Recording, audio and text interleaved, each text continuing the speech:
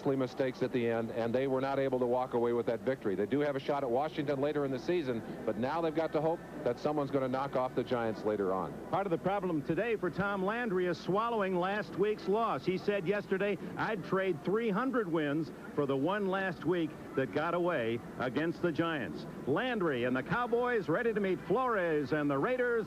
Two of the NFL's best do battle in Dallas.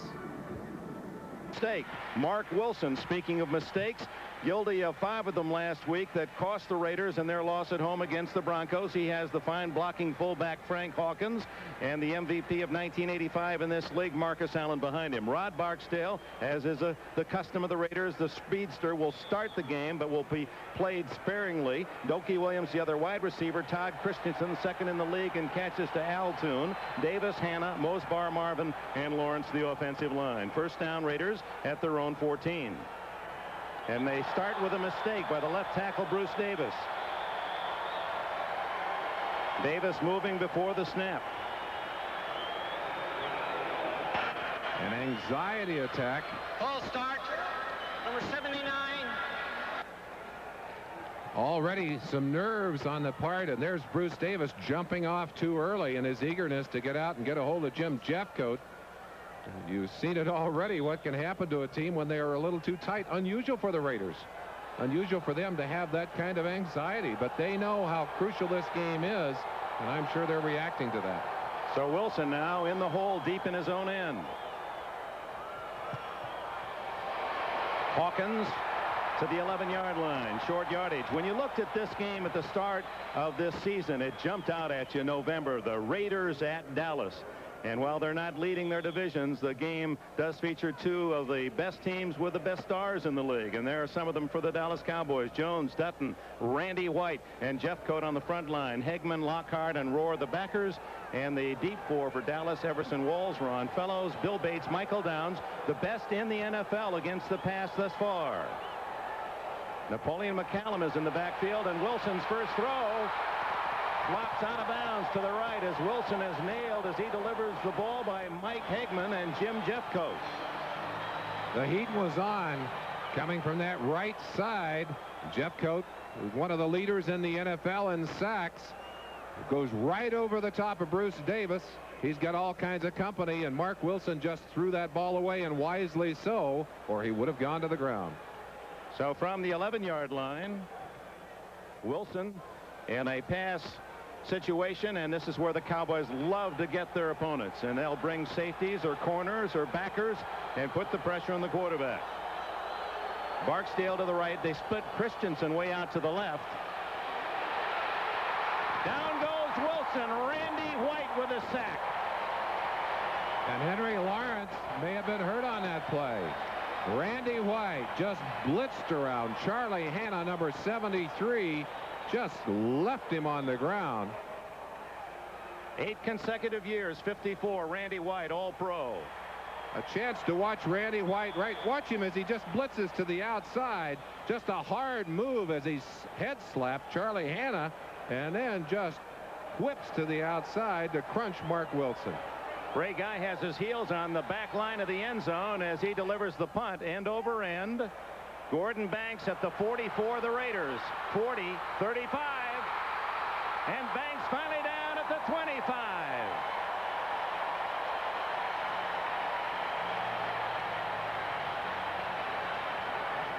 The Cowboys are writing the script so far. Steve Pallor for the injured Danny White at quarterback, and they think that this is the quarterback of the future. Pallor is 10 years younger than White.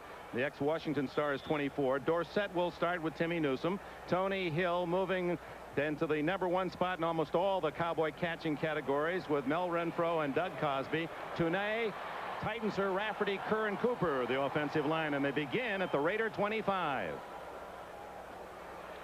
Dorsett. Boy, Tony, had he used one of those outside moves, he had a crowd to the inside. He had open running to the left, but nevertheless picks up 7 on his first carry against this Raider defense. Greg Townsend, Bill Pickel, and Sean Jones. Howie Long not in the starting lineup, but they say he will play. Jerry Robinson with Millen, McKenzie, and Martin, the backers. And the talented secondary of the Raiders, Hayes and Haynes at the corners, Turan and McElroy at safety. 2nd and 3.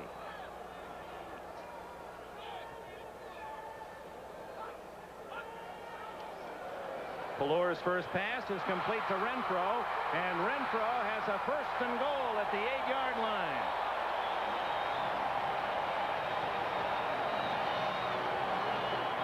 Mike Renfro, after a prolonged absence early in the season, getting back into the swing of things. Caught 4 passes last week. Just a simple little stop pattern for him as he runs Lester Hayes off and then stops in front of him there. A missed tackle there. Van McElroy, 26, also misses. I believe that's Piquel coming from the inside from the nose tackle position to finally make the stop. Good hustle by Piquel, the 260-pound nose tackle, to possibly save a touchdown.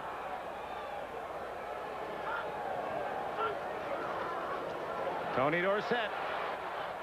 And Dorsett, who has gained, flag is down by the way, 1,000 yards or more in every year that has been a full season in the NFL. The only time he was stopped short of 1,000 was the strike shortened year, and the Cowboys drive toward an early score stalled by that holding penalty, and how that turns the stomach of. They lost that game, at least in their own feeling, because of critical penalties in the last drive. Holding 71 offense. The call goes against Mark Tuane, who is playing left tackle. Phil Pozderac, the man who was guilty of several of those penalties last week, is out of the lineup. You see at the top of your picture, number 61, Jim Cooper, who came out of the lineup earlier in the season. Pozderac went in. Now they've switched roles again. Cooper getting a chance. Boy, I got to tell you, when you have a bad day, you want to get out there and play the next week and take a shot at it. Howie Long, 75, is in the middle of the defense now for the Raiders as Dorsett on the sweep is to the 9-yard line as he gets back most of the yardage and that 10-yard penalty. 9 or 10 yards on that carry by number 33, Tony Dorsett. Anticipating the pass, Raider defense set themselves for the pass rush. The Cowboys cross them up here as they toss it to Tony Dorsett. Always dangerous, so explosive. Look at the way he just picks his way up through that hole. Great vision. He said he reacts, Dick, to flashes of color, not to uniform numbers or anything else. Herschel Walker, number 34. He warmed up well, and the feeling is, despite that ankle that limited his practice time this week, we'll see him this afternoon. 2nd and goal, and time called by Pelor. He was about to run out of the 30 seconds.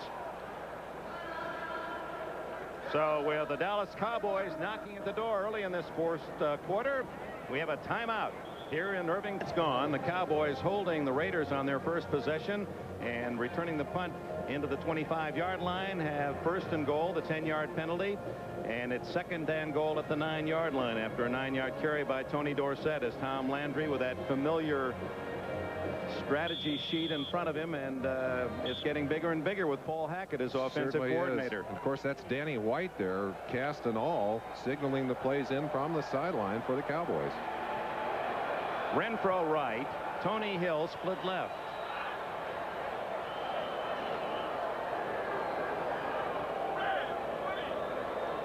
Dorsett and Newsome split now behind Pelor. Inside handoff to Dorsett, and just when it appeared he had some good running room, up came James Davis, number 45, from Southern University, to make a sure open field tackle. Let's check the scores around the NFL. In the fourth, the Jets trying to make it 9-1 at Atlanta. New England has rallied to beat the Colts 30-21, and Chicago apparently a winner at Tampa Bay. The Rams lose on a couple of field goals in New Orleans. Kansas City is beating Seattle. And there you see the rest of the scores. 3rd and goal.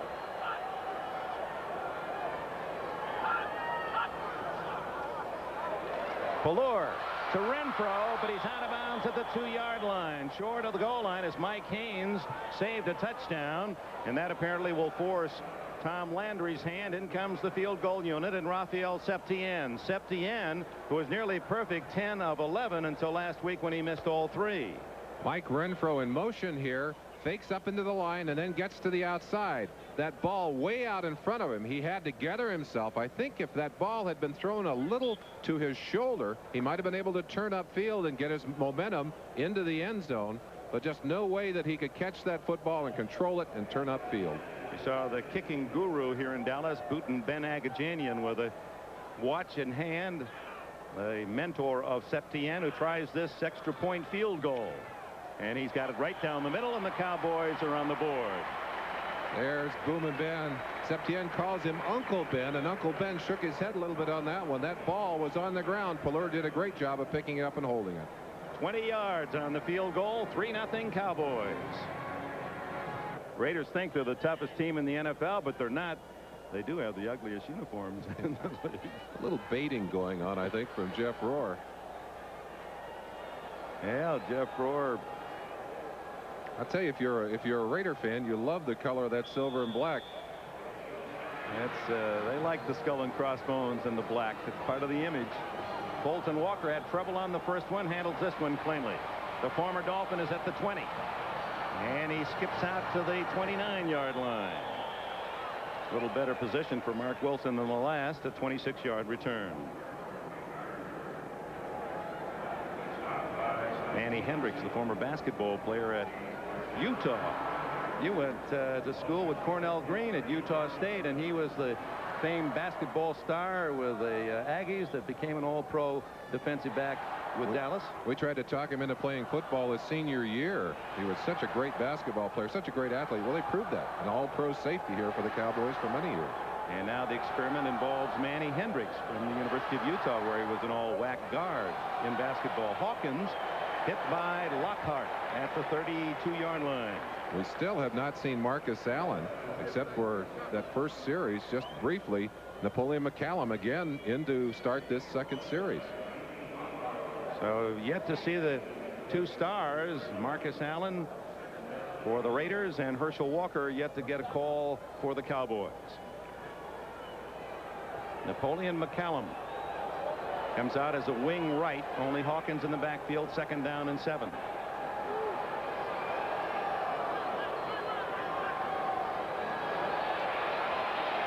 Wilson going long. Barksdale, and the pass not deep enough. Barksdale had to slow down as Wilson's arm didn't quite get it there. Ron Fellows on the coverage. The Raiders love to stretch you, and one of the people that can do it is a man with Olympic speed, and Barksdale has that. A true sprinter, a track man, simply outran that football. Mark Wilson, who does not have the strongest arm in football, tends to loft those long passes, really puts them in the air. And Marcus Allen finally makes his appearance. There's someone who would love to have a chance to put on his helmet. Allen now teaming with Hawkins on 3rd and 7. Well, 3rd and 8 officially, but it's closer to 7. Wilson in trouble, gets away from White and throws the ball away. Well covered was Dokie Williams on the near sidelines, and the Cowboys putting pressure on Mark Wilson. And you saw Billy Bates telling Mark Wilson, good job of getting away from that sack, and it was. Wilson able to avoid the sack. That's something he has traditionally had difficulty with. He simply threw that football away, had no other choice, and breakdowns in the protection of the quarterback here. But the Raiders apparently are going to get a break here of their own. Illegal contact. 24, defense. Everson Walls. So the 5-yard penalty, but more importantly, the automatic first down out at the 37-yard line. Well, the Raiders, after suffering through some bad breaks in that first series, now suddenly getting a break of their own to keep a drive alive. It's Dallas 3, the Raiders nothing. 9 minutes left, first quarter.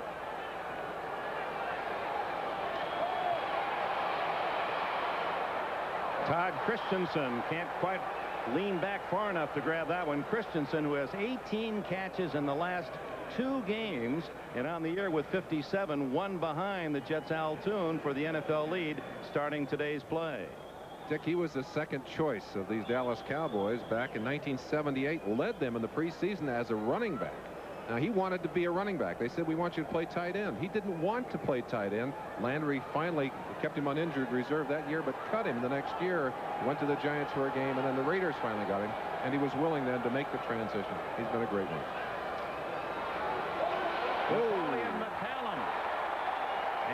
Randy White, having a big first quarter, rides him down. And let's take another look at those scores. We didn't really get a chance to absorb them before. Here are the late games. San Diego with the early lead at Denver, and San Francisco with Joe Montana back in the harness, leading St. Louis 3-0. There are the finals for you. Winners are the Jets, New England, and Chicago. New Orleans, Kansas City, and Houston now has come back to take a 1-point lead against Cincinnati in the fourth. Washington, Minnesota, and Buffalo also victorious. Third down and 9, and down goes Wilson for the third time. Too tall Jones with Don Smirek, number 60, an assist, and Wilson's third sack of the quarter, and the punting team is on. Cowboys number 2 in the league in sacks, and boy, they're going to put some pressure on Denver. If they continue this pace, they'll be number 1. Wilson sacked 4 times last week.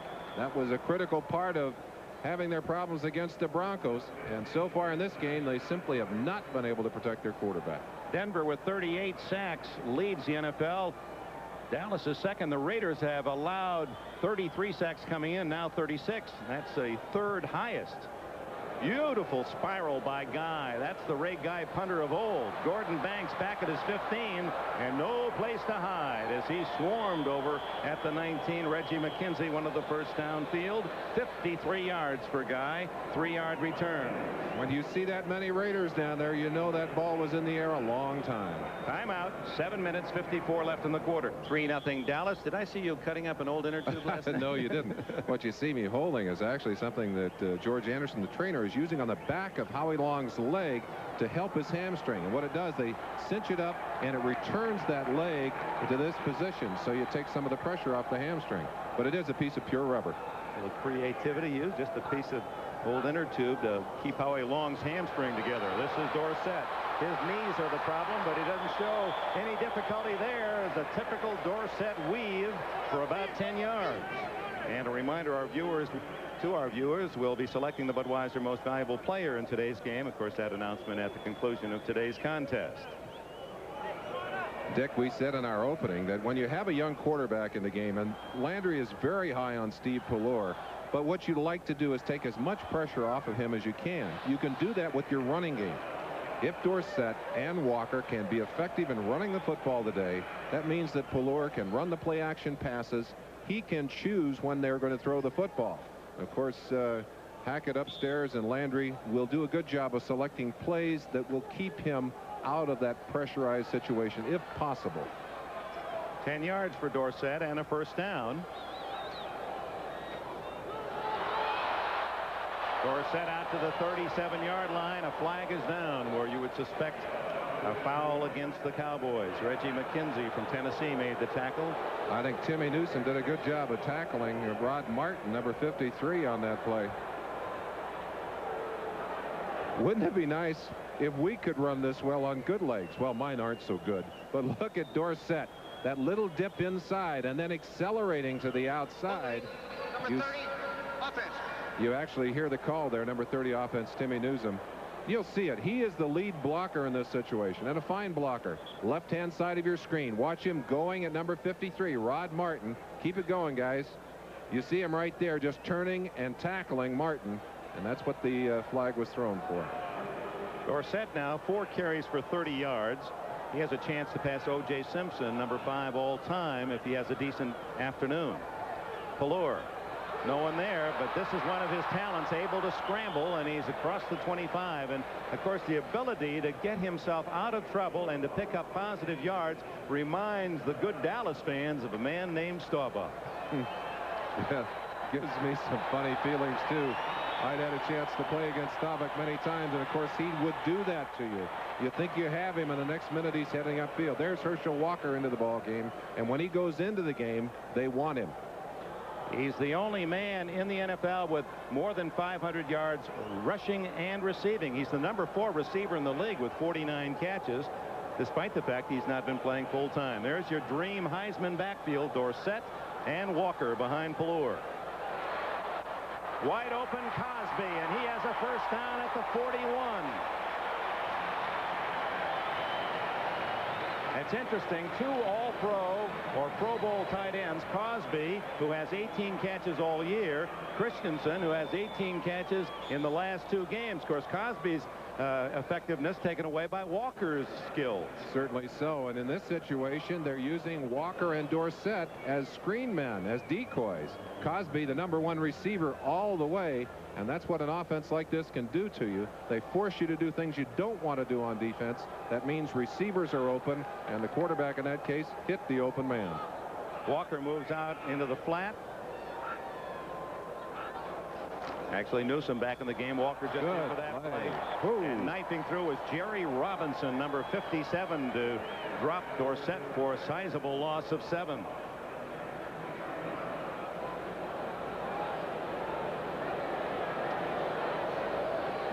Toss to the outside, but look at the penetration by number 57. Robinson goes right over Timmy Newsome, number 30. That is an excellent play. Robinson, a 3-time All-America at UCLA. He had a long face today, as Bruins will not go back to the Rose Bowl this year. Arizona State. Cosby over there saying, Tony, you're supposed to be on this side, directing traffic over there. 2nd and 17.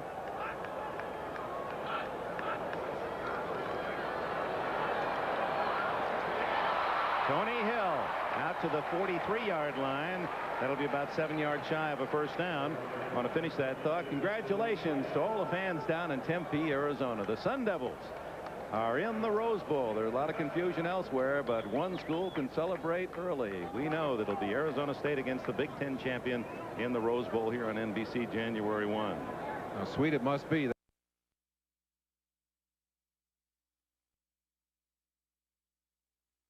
Takes his team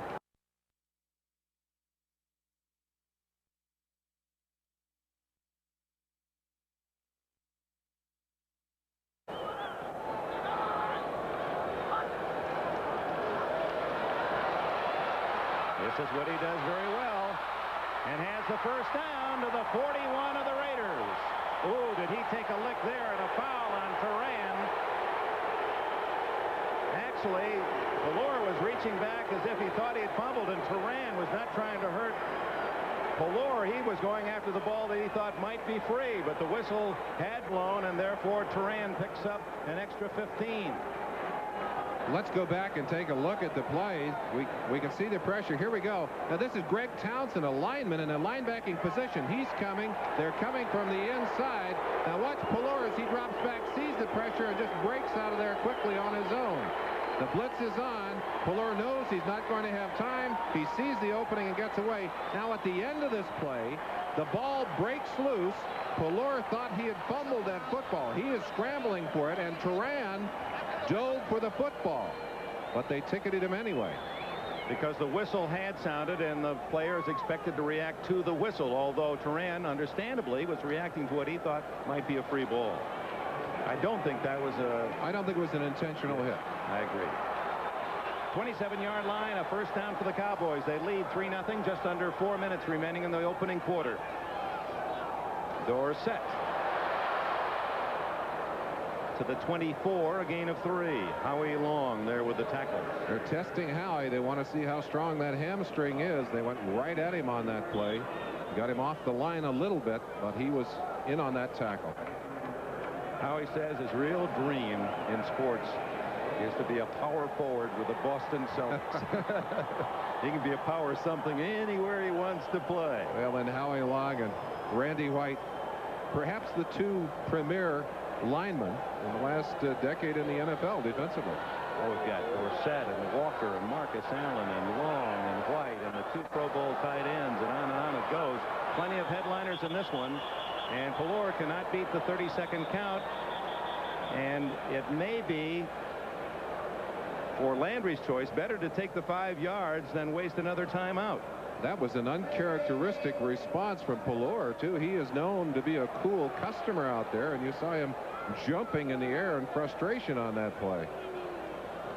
Here's the end of the play.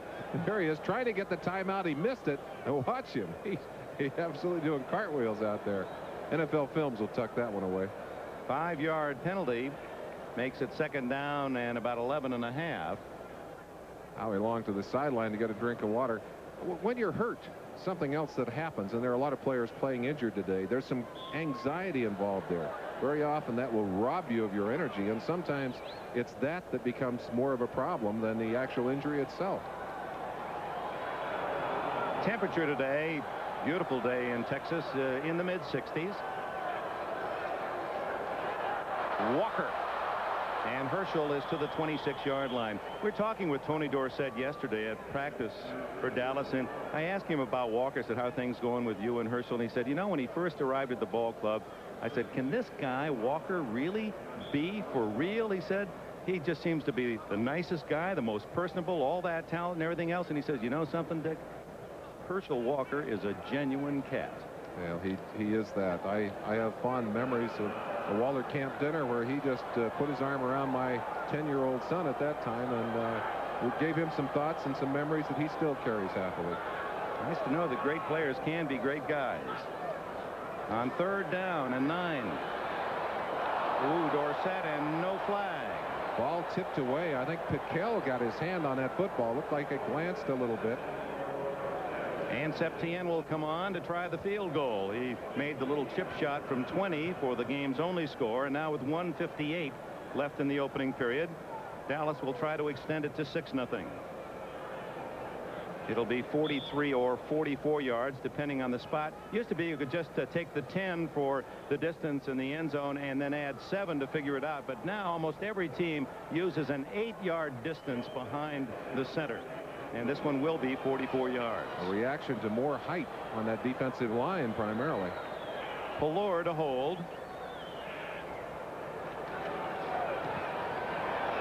Gonna be off. And short. Short and to the right for Septien, who did not hit that one cleanly at all. So after a 10 for 11 start, Rafael Septien has made only one of the last 5. And Booten Ben Agajanian not at all pleased. Timeout. 1:53 left in the quarter. Going to the classroom with Earl Leggett, while Mark Wilson sets the offensive line at the 26. Septien missing from 44. It remains 3-0. Frank Hawkins able to roll ahead to the 29 for a couple of yards. John Dutton there to secure the tackle. Other late games in the NFL.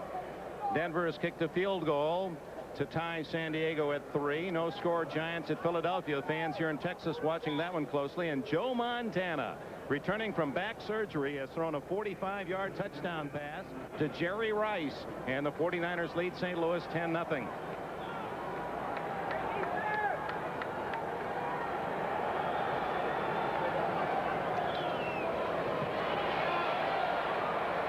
Frank Hawkins from Nevada, Reno, and his alma mater winning again yesterday at Boise State. They're unbeaten, 10-0 this year. Dick, we talk a lot about the Cowboys' flex defense. One of the things the flex defense does is to move a couple of players off the ball.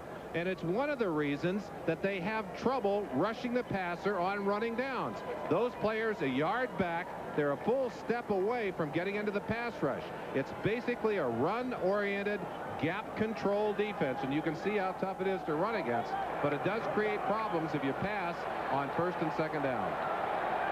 Now they look for pass on 3rd down and 5, and Wilson calls time. And he was running out of 30 seconds. And again, I still don't quite understand sometimes, as valuable as those timeouts may be, why sometimes they just don't take the 5 yards and save the timeout.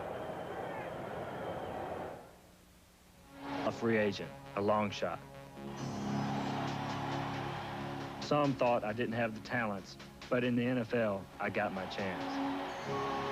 There are a lot of people who want a chance in life and just need the opportunity to make it on their own. I'm Bill Bates of the Dallas Cowboys, and this is my wife, Denise. And here in Dallas, they're getting their chance through the agencies and the programs the United Way. As United Way volunteers, we've seen how it works. Come on, we'll show you. One of the most critical needs for single parents is daycare services. Last year, United Ways contributed over $45 million to make daycare services available in communities all across the country. And this is the payoff. Happy children receiving professional quality care. helping parents to make a way for themselves. That's why we want to say thanks, because thanks to you it works. For all of us, the United Way.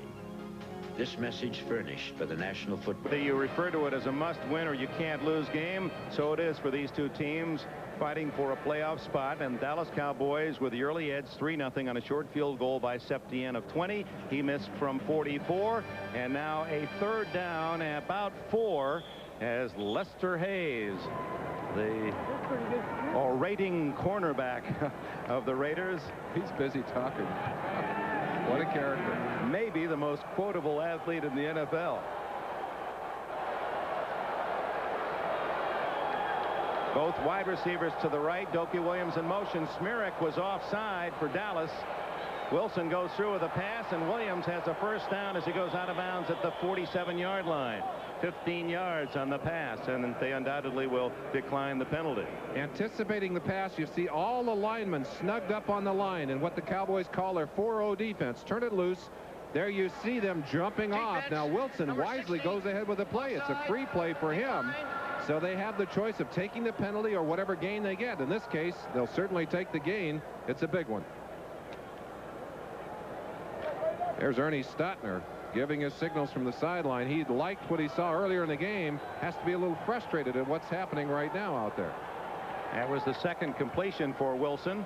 Napoleon McCallum, and the ensign is hit by the hitting machine, Eugene Lockhart from the University of Houston. Lockhart, who played somewhat passively last week in that loss to the Giants, and they've been on him this week to be more aggressive. Certainly aggressive on that play. His business partner is Randy Love of the Cardinals. They have the Lockhart Love photo 1-hour service. So they gave the quick development on that play. There's the gun and the end of the walk normal again. With his knee in pieces and those frightening words ringing in his ears, Andrews began an agonizing 2-year odyssey to return to football. That part of the story later. It wasn't a piece of cake. It was a lot of hard work. The Raiders 3-0. No changes in the other 3 late games in the NFL today. As we open the second quarter, the Raiders have the ball 2nd down and 8 at the 49-yard line, and Napoleon McCallum, Merlin Olsen, playing more than Marcus Allen, although McCallum last week hardly saw duty against the Broncos. Well, I think Tom Flores may have questioned his decision. Even though Marcus wanted to play last week, he was not totally effective, and they had won consistently with McCallum in that lineup. Marcus is in the lineup right now, but I think their decision is to try and use Allen a little more sparingly, let him rest that ankle a little bit, hoping that he won't injure it again today. They need a healthy Marcus Allen. They have been able to use McCallum to kind of protect him, and I think that's what they're trying to do today. Only 15 yards of offense for the Raiders in the first quarter. That's not going to get it. Cowboy defense very effective. They've been all over Mark Wilson. They've sacked him 3 times so far. 4 times. How many, Dick? 3. 3 times so far. This is the best field position for the Raiders at their own 49.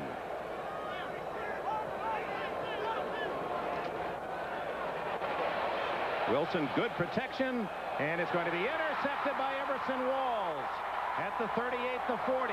And Walls goes out of bounds with his first interception of the season. 3 out of 5 years he's led the NFL, and finally, in the 10th game of the year, he's able to pick off his first. You don't blame a quarterback for being upset when a ball skips off the hands of a receiver and hangs up there all day for the defensive backs. That's exactly what happened. Wilson fired that ball high, went right off Todd Christensen's hands, hanging up all the time in the world for those defensive backs together. Wilson with time to throw in this situation.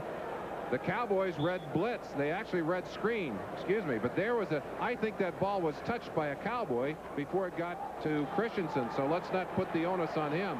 One of the Cowboys tapped that ball before it was Mike Hagman, I think, Merlin, number 58, got a piece of it. So Dallas on the first turnover of the game starts at the Cowboy 44. Fuller play action. Down the middle and intercepted by McElroy. Van McElroy at midfield for the Raiders. And he's all the way to the 40 of the Cowboys. For the first time, the Raiders have the ball on the Dallas half of the field. One of the problems that you have as a young quarterback is that sometimes you don't make good decisions. Pallure threw that football into traffic. And Van McElroy at the bottom of your screen, number 26.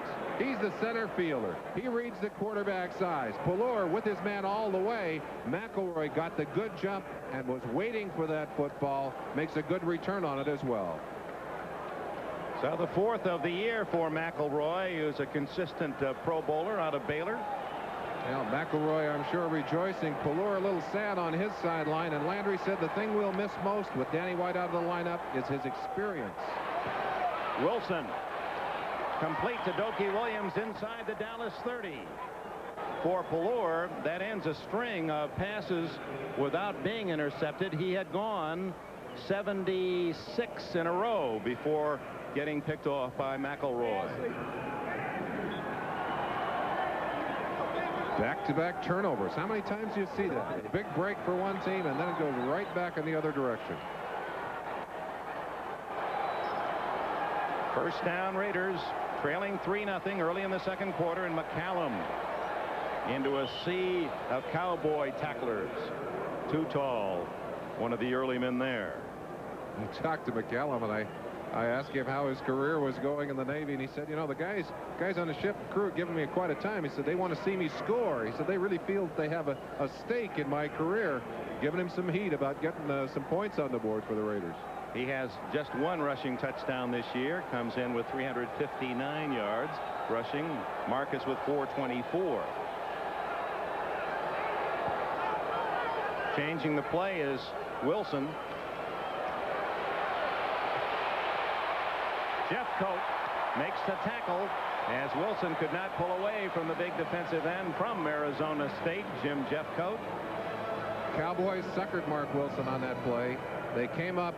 Michael Downs coming all the way to the line. Now watch number 26 coming. Well, he's backed out of there now, but he came right to the line like he was going to blitz. He forced Mark Wilson to call the audible. As soon as Mark called the audible, then they backed out of there to another defense, and they were able then to get a good sack on Mark Wilson. But credit Jeffcoat with a sack. Credit Michael Downs with a great acting job on that play. Wilson gained a yard, so no sack on the play, and here's another timeout as Mark Wilson, and this is a scene that has really frustrated Raider fans, the use of those precious timeouts, and another has been spent by Wilson. In the first half. Going to his left, he's in charge of allowing Landry enough cords so they can move up and down the sidelines with that microphone on his face. Walking in the shadow of greatness. Indeed, that young man. Darryl Clack loses it out of bounds. Whoa. It was out of bounds, came back inbounds. The play was dead at the 11-yard line. Dallas will take over there as Darryl Clack, the number 2 draft choice of the Cowboys from Arizona State, unable to field it cleanly. A mistake by an inexperienced player, a rookie, lets that ball go. They got a 5-yard penalty. Got to re-kick it now. He drops the football. It's a live ball. At that point, I think it should have been a dead ball. His feet were out of bounds. Ball finally swept out of bounds by Levette, but that came very close to being a turnover deep in Dallas territory. Dick, I'm sure they miss Alan Lowry, their special teams coach, who's in the hospital with clebitis right now. There may be a little disorientation from the special teams for Dallas. Yeah, that play won't make him feel any better.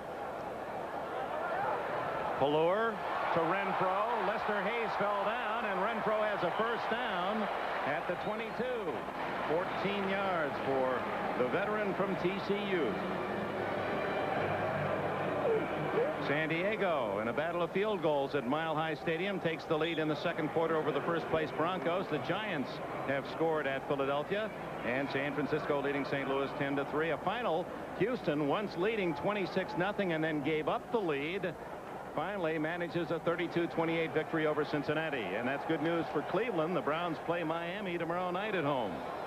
They have a chance to take over sole possession of first in the Central Division. Dorsett showing good patience, and now ad-libbing about a 10-yard gain out of bounds at the 36 or 7-yard line. Van McElroy ran him out of bounds. Great players, quality players, have the ability to take a broken play, to take a nothing play, and turn it into something special. Dorsett, throughout his career, has been able to take that kind of play and make something happen. He cuts back against the grain. He's going to his right. There's no hole over here. Dorsett can see that. Now watch him. He cuts back. He sees what he has to do, goes all the way around the contained man, number 99, Sean Jones, and then outruns the pack to pick up about, what, 9 yards, 9.5 yards. Great play. Dorsett needed 56 yards today to pass O.J. Simpson, become number 5 all time. Pallure just escaping Howie Long and gets good yardage to Renfro. Oh, the value of a quarterback with quick feet. Mobility. It changes the way you play defense. When you know the quarterback is nailed down back there, you know you don't have to wait as long. You've got to stay in so long with those guys. Watch Howie Long breaking loose from the pack here, but Pallure feeling him on his back. Little bump by Rafferty to keep Long away. Pallure showing great poise and athletic ability on that play. Gets the completion and the first down. And a busy day for Mike Renfro. He had 5 catches all year, of course, injured in the preseason game in London. He has 4 already in this half. Ooh. Nothing there for Herschel Walker except Bill Packel and Rod Martin. Make that Dorsett. Swallowed up on that play. I'll tell you what would frighten me if I were down on that field playing for the Raiders. It would be to look across the line. You see the total defense allowed per game by the Raiders, which is significantly low. I would be concerned. I'd look across there and see Dorsett in that backfield, and look out there and see Herschel Walker on the outside, Mike Sherrard, a speedster, on the other side, and I'm saying, where do we put our fast guys? How do we cover all these weapons the Cowboys have? Tim Newsome in for Herschel Walker. 2nd and 10.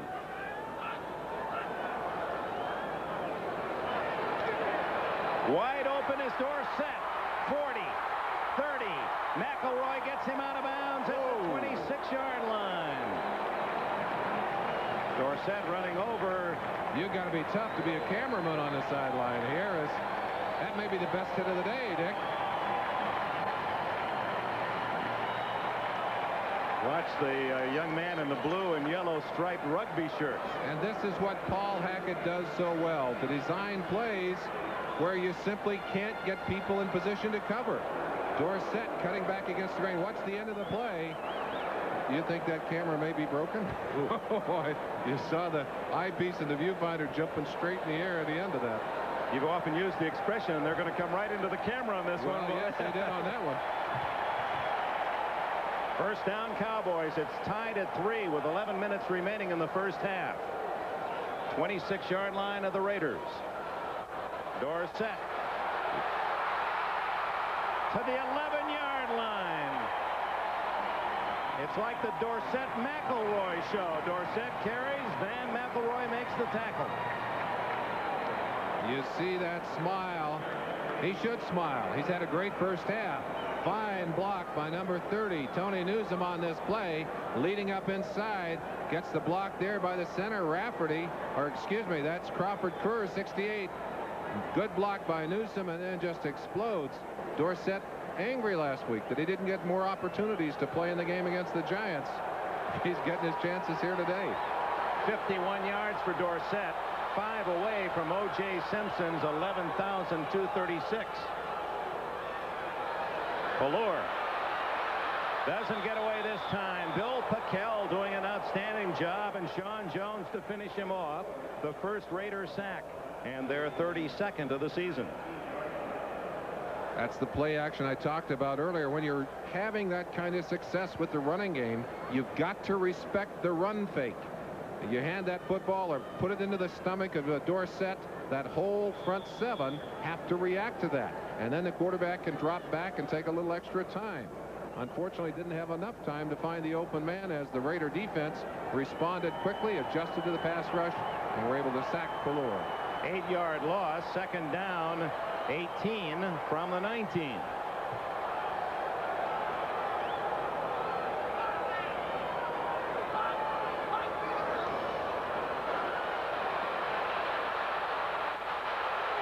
Howie Long can't get Pallure. Pallure line. He needed 18. He got 18 and a half. It's 1st and goal.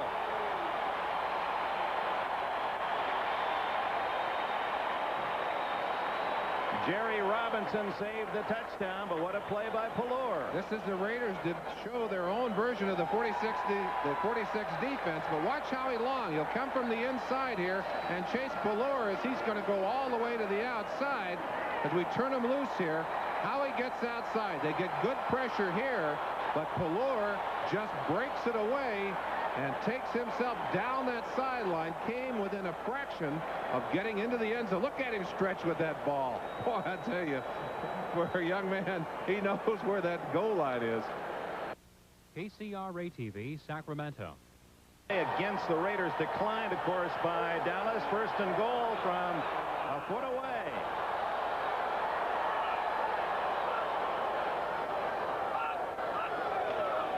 Herschel Walker did not get in. And in fact, the Raiders say they have the football. I think they blew it dead, though. Oh, this is going to be an interesting call. Yes, the Raiders have recovered. It looked like one of the officials waving his hands that the play was dead.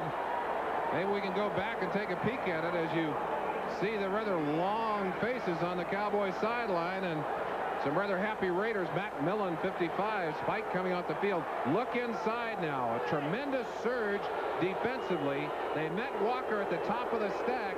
Millen stripped that ball away. You can see Walker looking for the ball. They made the good call. Walker was looking for it. Lester Hayes, number 37, comes up with it. Watch 55 Millen. He'll meet Walker at the top of the stack. That ball is loose right there. You see it dropping down on the ground, and then Lester Hayes will step in from the outside and scoop it up. Give us to Frank Hawkins for a yard or so. For the Dallas Cowboy fans, understandably disappointed. Could you ask for better than 1st and goal at the 1-foot line, and then to have your best player, Herschel Walker, fumble, and it's now the Raiders starting from their 1. Well, it's the play I would have called. I mean, I think we all could have called that one. Just great defensive execution. Matt Millen, just a fire plug of a linebacker, just hit that ball with his shoulder and broke it loose. It's tied at 3. 9 minutes left in the half. McCallum in motion, and from his own end zone, the deep throw to Hester. Intercepted. Ron Fellows, 45-40. And down at the 32-yard line, and here come the Cowboys right back.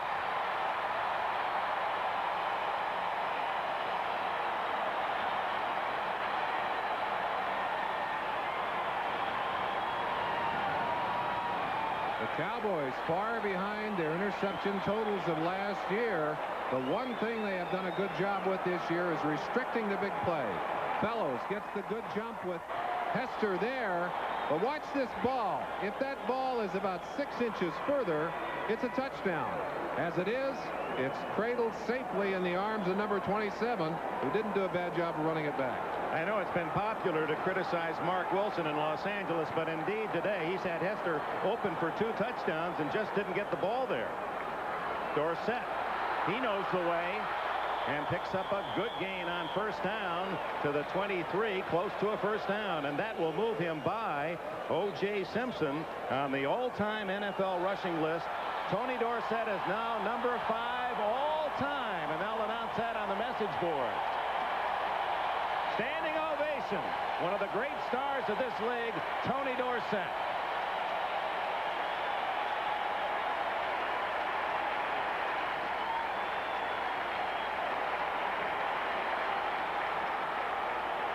You consider that he is a small man. He's a 180-pounder, playing all through high school, 4 years at Pitt, and now 10 years in this league, and almost indestructible Doug Cosby at the 14-yard line. Jerry Robinson for the Raiders. It's another 1st down, Dallas. Back to Dorsett. There are the top men in this game in running the football. Peyton, Brown, Harris, Riggins, and now Dorsett ahead of O.J. Simpson. Just to have your name on that panel is something to make you want to walk tall. Can't buy that. You earn it, and you earn it the hard way. First down Dallas after they fumbled at the 1-foot line. It's tied at 3. 7-minute mark, second quarter. Dorsett. Touchdown Dallas.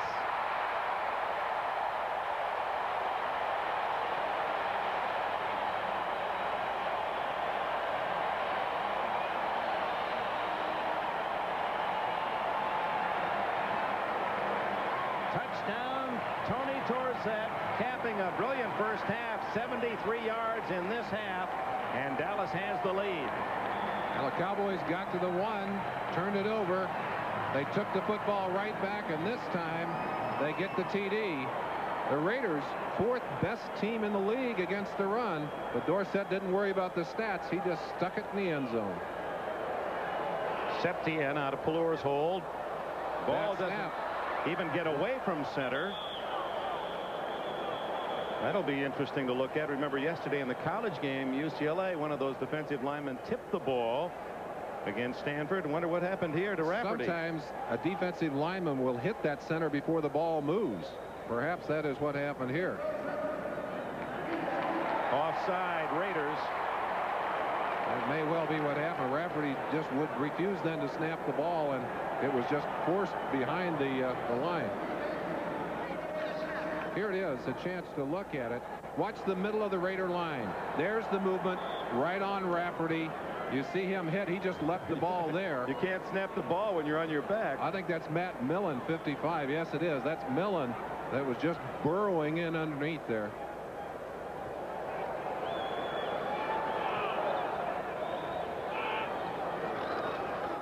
The encore is good. And with 7 minutes and 5 seconds remaining in the first half, on his way to the Hall of Fame, Tony Dorsett's 13-yard run has given the Cowboys a 10-3 lead. Tony Dorsett out rushing the Raiders by 59 yards. It's 10-3 Dallas.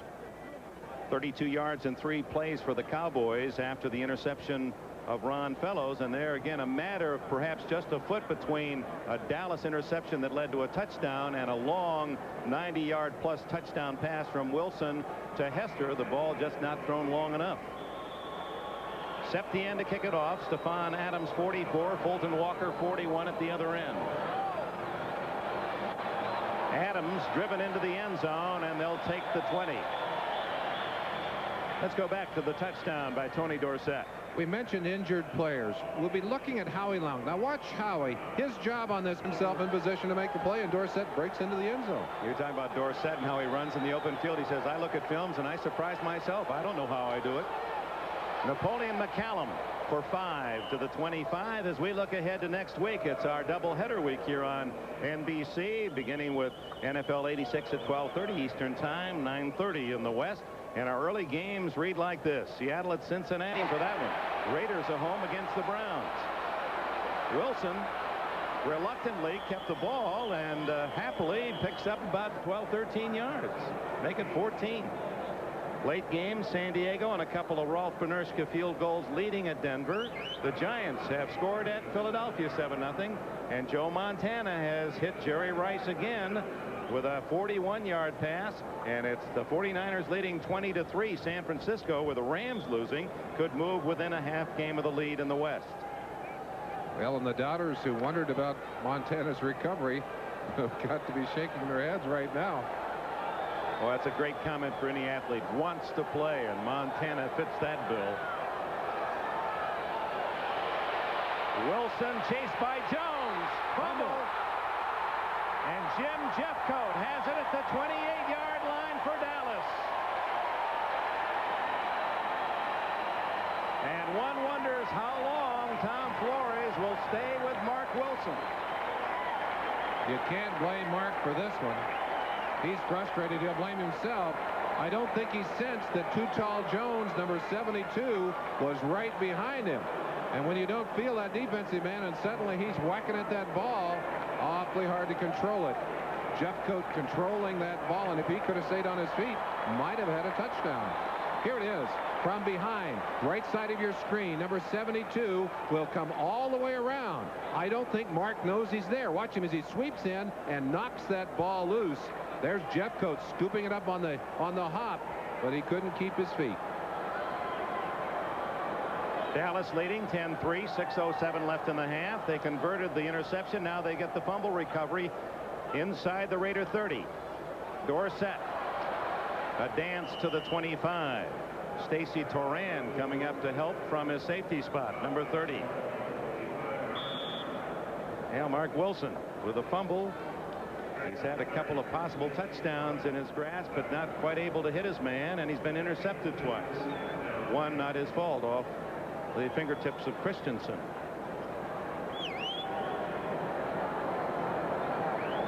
You just wonder how long he will have the confidence of his teammates. He has lost that with the fans in Los Angeles. Well, he had to be happy to be out of town. He's booed less here in Dallas by far than he is in L.A. 2nd and 8 for Pallor. Oh, he is fast. He outruns everyone. Touchdown. Flag is down. Back at the 31, we may have a hold against Dallas. And they'll call back Pallor. He's like a great racehorse, just eating up the ground with all an effortless stride, just running away from everyone. Holding number 63, offense. Glenn Titans, the man who will be called for the penalty. But I think with Pallor at quarterback, with Dorsett in there, and with Walker in there, you may have the fastest NFL backfield of all time. That's right. We got 2 Heismans, plus Pallor, who said he was a running back in high school, but too slow. Became a quarterback, started at the University of Washington, and well, there's nothing like young, healthy legs.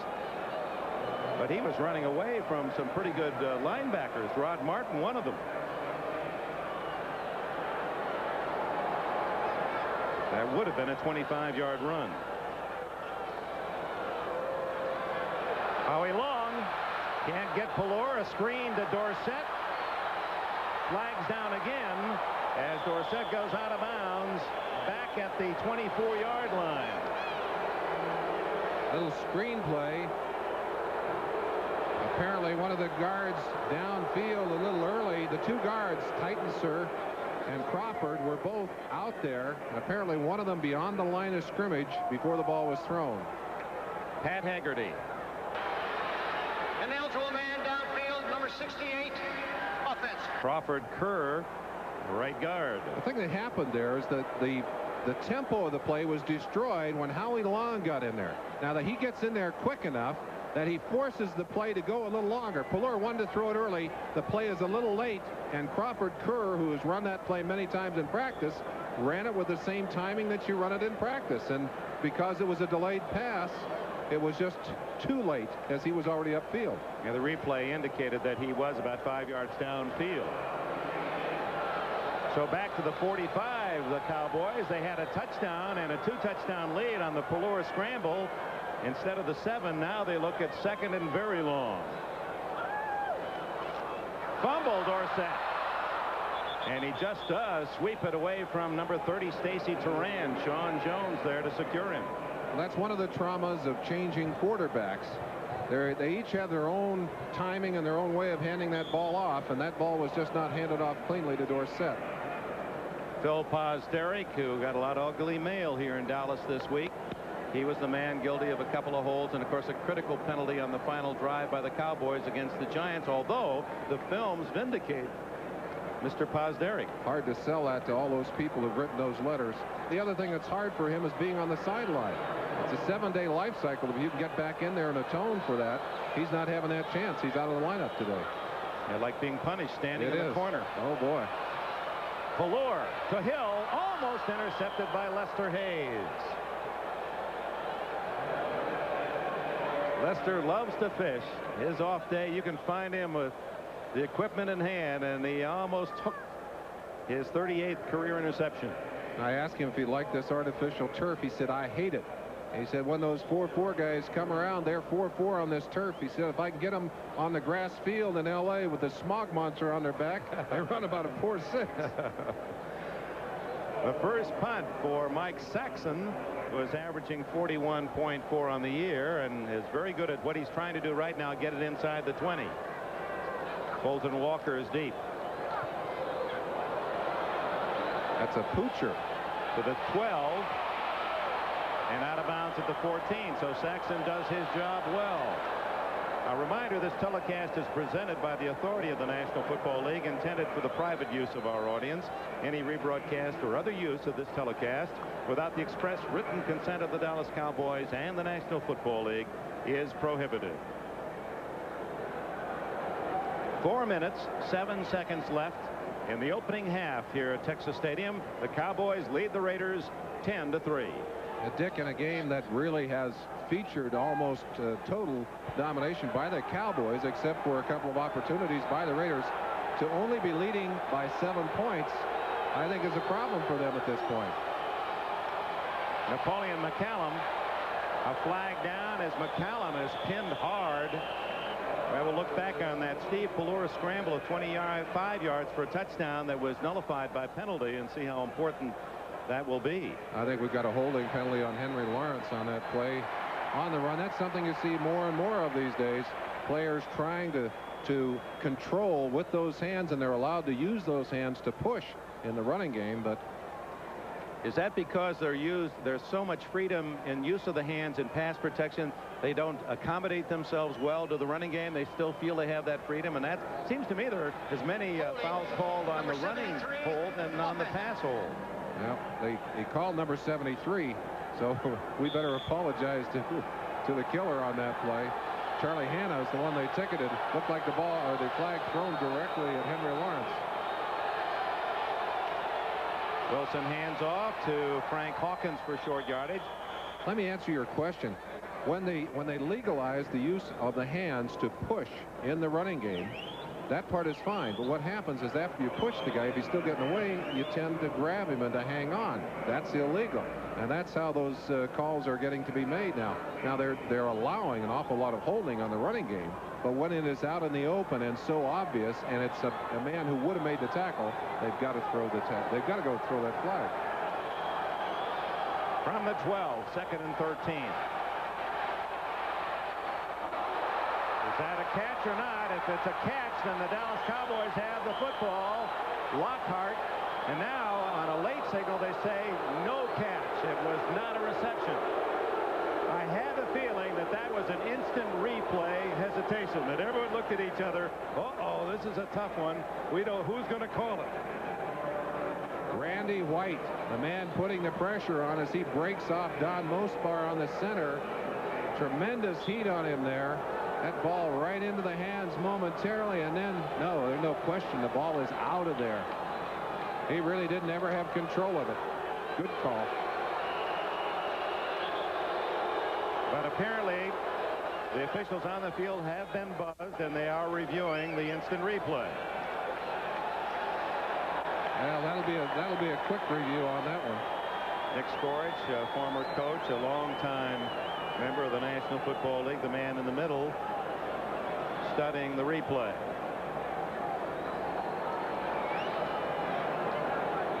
This is the part of the instant replay that no one likes, even those that are in favor of the system. Well, that's a relatively quick response, however. After further review, the play stands as ruled.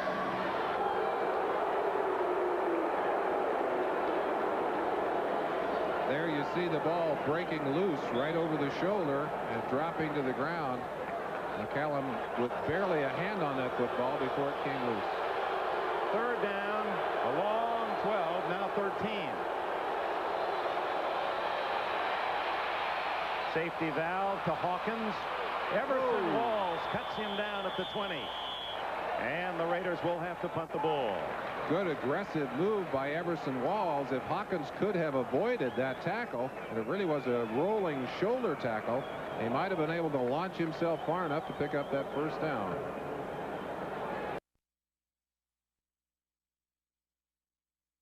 6-3. Giants still in front by a touchdown at Veterans Stadium, and San Francisco outscoring St. Louis 20-10. Here it's 10-3 Dallas.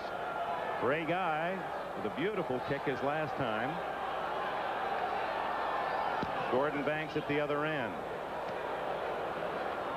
At the Dallas 37. And the former Stanford star gets nowhere.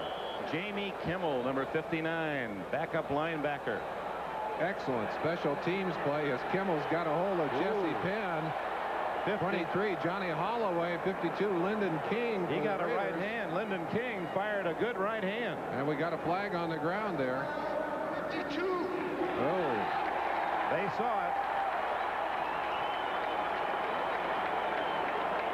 So good coverage by the Raiders, but Los Angeles too aggressive, and King will get 15 for the right cross.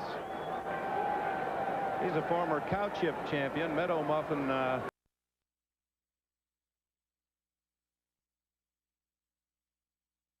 The shot to the face, and Jesse Penn, I think, saying, okay, hold me back, hold me back.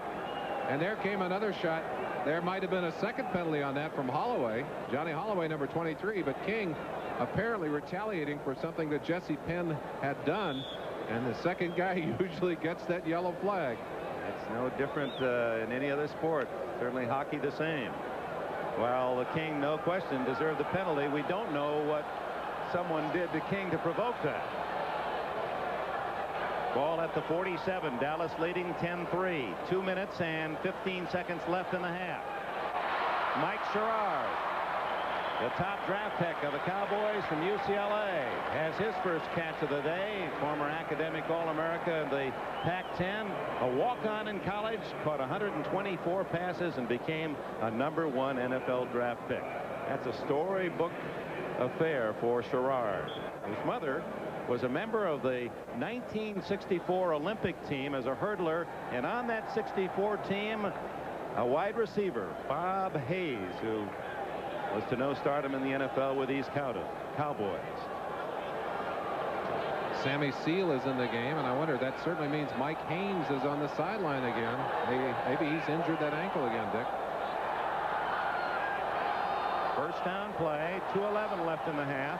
Score set to the 31-yard line. The Cowboys are in field goal range, but of course are looking for more. Matt Millen with another tackle for the Raiders, and there is the 2-minute timeout. 2 minutes left in the half here at Texas Stadium, where the Cowboys lead by a touchdown. Today, Larry Cirillo will be off to Hawaii. Poor guy. Kapalua, he's got his niblick and mashie in hand. You see, he's an older golfer. And we had the final round on Saturday. They moved everything up a day in Hawaii, 3:30 Eastern Time. Jack Nicklaus, Lee Trevino, Ben Crenshaw, defending champion Mark O'Mara. Good field at Kapalua next Saturday on NBC. There you saw apparently a scratch starter, Mike Haynes, on the sideline, but looks like he may still be ready to play some. Whoops, Walker in motion, and now Pallor says, I don't have anyone in the backfield with me. Timeout. So a mix-up by the Cowboys. They had both wide receivers right and then sent Walker in motion right, and Pallor looked back and said, I'm alone. Give me timeout. And he's got it. White hot coals from a charcoal grill and just pouring them on your leg. The Achievers, those who faced adversity and refused to fail. Sponsored by the U.S. Army. Doctors said Andrews might never walk again. 2 agonizing years proved them wrong. I told him, I said, hey, I'm going to walk normal, and I'm going to run, and I'm going to play football again. And today, William Andrews is back in all-pro form. A Ranger never takes the easy way out. You're reaching deep inside you for things you've never known. Go! That's why getting into the Rangers is tough, and the training is tough. Be all that you can be. So it makes me feel like I'm part of something really special. Be all that you can be. And I'm not the only one. Find your future in the Army. Is the man who calls the defenses for the Raiders, and just there to his left, our right, Willie Brown, one of the greatest of defensive backs, defensive backfield coach, coaches those cornerbacks to bump and run for the Raiders. The technique that he used so effectively as a Hall of Famer. Pallor going for 6 to Sherrard. Out of the field of play. Lester Hayes on the coverage, but Gerard clearly out of bounds. Good job of adjusting to that football, but that ball thrown where it couldn't be caught for a touchdown. And a good job of coverage by number 37, Lester Hayes, who sensed the deep pass and really put on his sprinting shoes to get down the sideline. Yeah, with or without the extra help, he'll still stick to you. Lester Hayes. Not many have had rules created by their own play or actions, but Hayes, the stick-em rule. There, the comparison of the quarterbacks, and obviously Pallure, the better first half. Well, the Raiders suffer in all of those comparisons of both run and pass in this first half. 2 costly interceptions for Mark Wilson, and of course 1 for Pallure. Big play, 3rd down and 6. Look out. Pallure chased by Long, intercepted by Sammy Seal. Seal, using the official as a screen, is down at the 26-yard line. So the Cowboys, despite the fact they've dominated this first half, have just a 10-3 lead. They've had a touchdown called back. They've been deep in Raider territory, fumbled at the 1-foot line, and now they're intercepted in Raider territory. Almost an exact reversal of what the Raiders did last week. In that game, they were able to shut out the Denver Broncos so thoroughly in the first half, and then came back to play relatively well the second half. Pass to Cosby here. The problem is that ball thrown on the run and throwing to the left, which is very difficult to do. Pallure, I'm sure, will look at that film and record in his own memory, do not throw that pass. Take the sack if you must, but do not throw that pass. Well, Seal has his 4th interception, but it was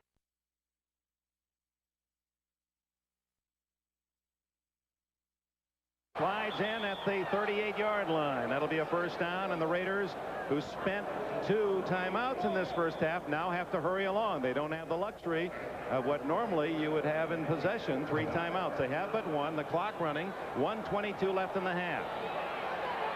Wilson, and that pass dying, and almost hit.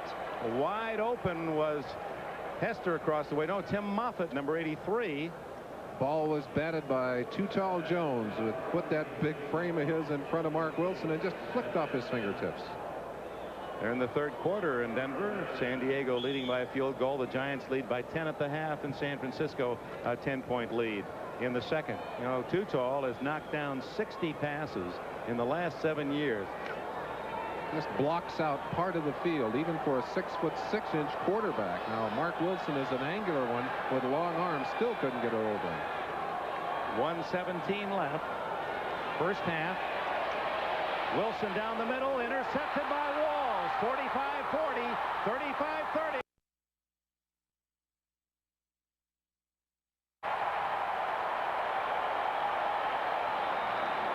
A flag is down at the 34-yard line, and they're going to call it back. So that's the 2nd touchdown that the Cowboys have seen washed away by a penalty.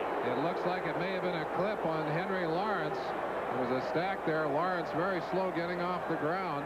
There it is. One of the Cowboys in trying to help make room for that receiver, but you mark that big one off, a 15-yard call. A little relief on the face of Mark Wilson. And there's Henry Lawrence. I guess he'll sacrifice a shot to the back of the legs to save the 7 points. Number 72 on the return. Too Tall Jones. And those two, of course, have been at it all day long over there. And he was the man trying to keep Henry away from Everson Walls. It would have been a 53-yard touchdown by Everson Walls. And that's 2 called back.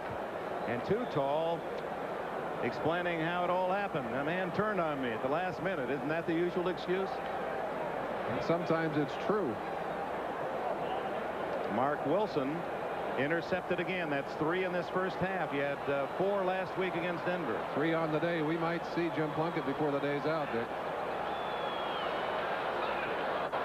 10-3, and Dallas gets another chance at the end of this first half. Screen. Dorsett. 40. 35. 20. Out of bounds at the 18. Lester Hayes finally got him out of bounds. I believe Van McElroy and James Davis unable to corral him. 31 more yards for Dorsett. Just very smart play calling here. Landry knows that the Raiders are coming hard. He lets them come, drops the ball in the little middle screen. Jeff Barnes, 56, missed a chance there. A miss downfield by McElroy. Lester Hayes, the last line of defense, finally got him out of bounds. Tony Dorsett, what a big first half here so far. 139 yards total. It was James Davis, 45, who had the best shot at stopping Dorsett. 54 seconds left in the half.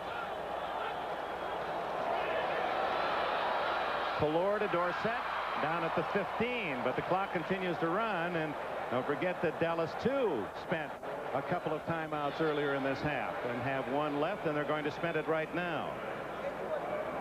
There's Danny White with the wrist. We mentioned that he's doing a lot of the signaling along with Al Levan. You see Landry wearing the headset. This is the first year for that, as he's listening to Paul Hackett from upstairs, and you see in his hand the list. Landry, in some of the earlier games this year, had been wearing glasses. He said, my eyes aren't going bad, but he said, we're putting so much on that list now that we have to write small. The old telephone book trick. Huh? Boy, I tell you, they're putting a lot there. Paul Hackett was brought to Dallas by Landry and Tex Schramm to help to update their passing offense in particular. And you've seen so many times today open receivers as a result of the maneuvering, the motion, the formations. Hackett just very, very bright and creative in the way he puts people into a good position, and it gives the defense fits. Hackett, of course, learning so much in the passing game under Bill Walsh. He was also an assistant at USC under John Robinson, now getting the defensive looks of Tom Landry. He said it gives him a chance to get well-rounded. Now, of course, Paul Hackett is upstairs, but he said in talking to Landry, he said, when I worked for Bill Walsh, he started everything from the offensive side. He said, Landry turns it around and has forced me to think with the defense. He said, I think it's really been a great growth experience for me. And, of course, Tex Schramm is concerned that Hackett won't be here next year, that he'll be a head coach with another NFL team. A quickie, and it's deflected and intercepted. And then fumbled. And recovered by the Raiders. I believe Howie Long finally fell on the ball for Los Angeles. Looks like a rugby game out there. Jeff Barnes intercepted the deflected pass, fumbled, and it was recovered by Long. And it looked like Randy White may still be, not Randy White, but one of the linemen still on the ground out there. Crawford Kerr, I think, Merlin. No, I think it's Tom Rafferty, 64. Ooh, and he's holding a knee. Well, the Cowboys lead 10-3, but now Pallor's 25-yard touchdown run called back. They didn't score, and now Wall's last to that play. And it is Bill Pickel who will recover the fumble. Boy, bodies flying, and those are big human missiles. Pickel recovering. Rafferty, you can see Rafferty right at the back side of your picture, and you saw that he was just spinning around like a circle. And again, it was Howie Long. There have been 2 interceptions in the last couple of minutes by the Raiders, and both have been created because Long was right in Pallor's face. So 36 seconds left, and the way things are going, the Raiders, nope, they're going to go for something. Wilson just throws it away. Marcus Allen was in the flat. Wilson lucky to get away from the pass rush. And again, the Raiders trying to take a page out of successful play of the Cowboys book there as they tried their own screen pass, but the timing broken up by the hard rush from the left-hand side. And the most important numbers on that page in the last column, interceptions 3. They have negated a rather fine, in fact, a fine performance by Pallor, and they have frustrated Mark Wilson throughout the day. Marcus Allen. These will be his rushing yards for the day, and he meets an all-pro in Randy White. So he is punished for those 10. And the clock running down. Apparently that will be the last play of this first half. And Randy White, along with Tony Dorsett, 2 men who had outstanding 30 minutes of play. And I'll say it again, Dick, when you have had as many things go your way as the Cowboys have in the first half of they could have had a couple of touchdowns too. Dick, it's one of those what if games. What if this and what if that? The one thing we can be sure of is that Tony Dorsett had a great first half. Tony Dorsett had 78 yards rushing, and a look at the official statistics in the first half. You don't even have to look far to see that it was totally dominated by the numbers, except in the turnover area, where Steve Pallure made enough mistakes to negate some of that big yardage racked up by Tony Dorsett. Time of possession again dominant by the Cowboys, but on the scoreboard they did not get to take advantage of all of those opportunities. Tom Landry opens with Tim Newsome and Tony Dorsett behind Pallure, and it's Dorsett. Nothing there. Rod Martin, 53, shut the door, and Dorsett has to swallow a loss of a couple. I think Dorsett felt that Martin was going to be knocked down by Timmy Newsome, and Martin just kind of bounced to the outside and waited for Tony out there and did a good job of driving him to the ground. Defensively, the Raiders using Howie Long, although he didn't start, and offensively we'll see whether that Heisman winner back in 1970-71, Jim Plunkett out of Stanford, will be the quarterback in the second half. Wilson has not thrown a warm-up pass. That does not mean he will not be back. He may feel he's warm, but we'll have to keep an eye on it. Mike Haynes is in the game. Apparently he was just tired earlier, been out of the lineup for about 3 weeks, and that hurts your conditioning, but he is back in there. Well, Steve Pallure, only 53 seconds into the second half, has to call a timeout. Glenn Titensor from BYU jammed a knee, and so he has not started the second half. Nate the Kitchen Newton, number 67, 6'3", and the Kitchen comes from the weight. He was at 330, now down to 317 from Florida A&M. They say amazing the quickness and the agility of a man his size. So he's the answer to the refrigerator. We've got everything but the garbage disposal in the NFL this year.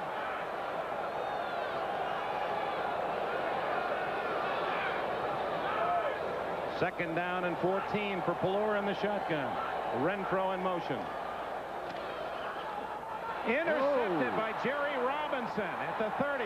And the Raider linebacker puts Los Angeles in business at the Dallas 22. Robinson's third theft of the year. What great reactions by that ball out of the air so close to the quarterback. That has to just be a most difficult thing to do. Ended up getting a great block by Bill Pickell on the nose.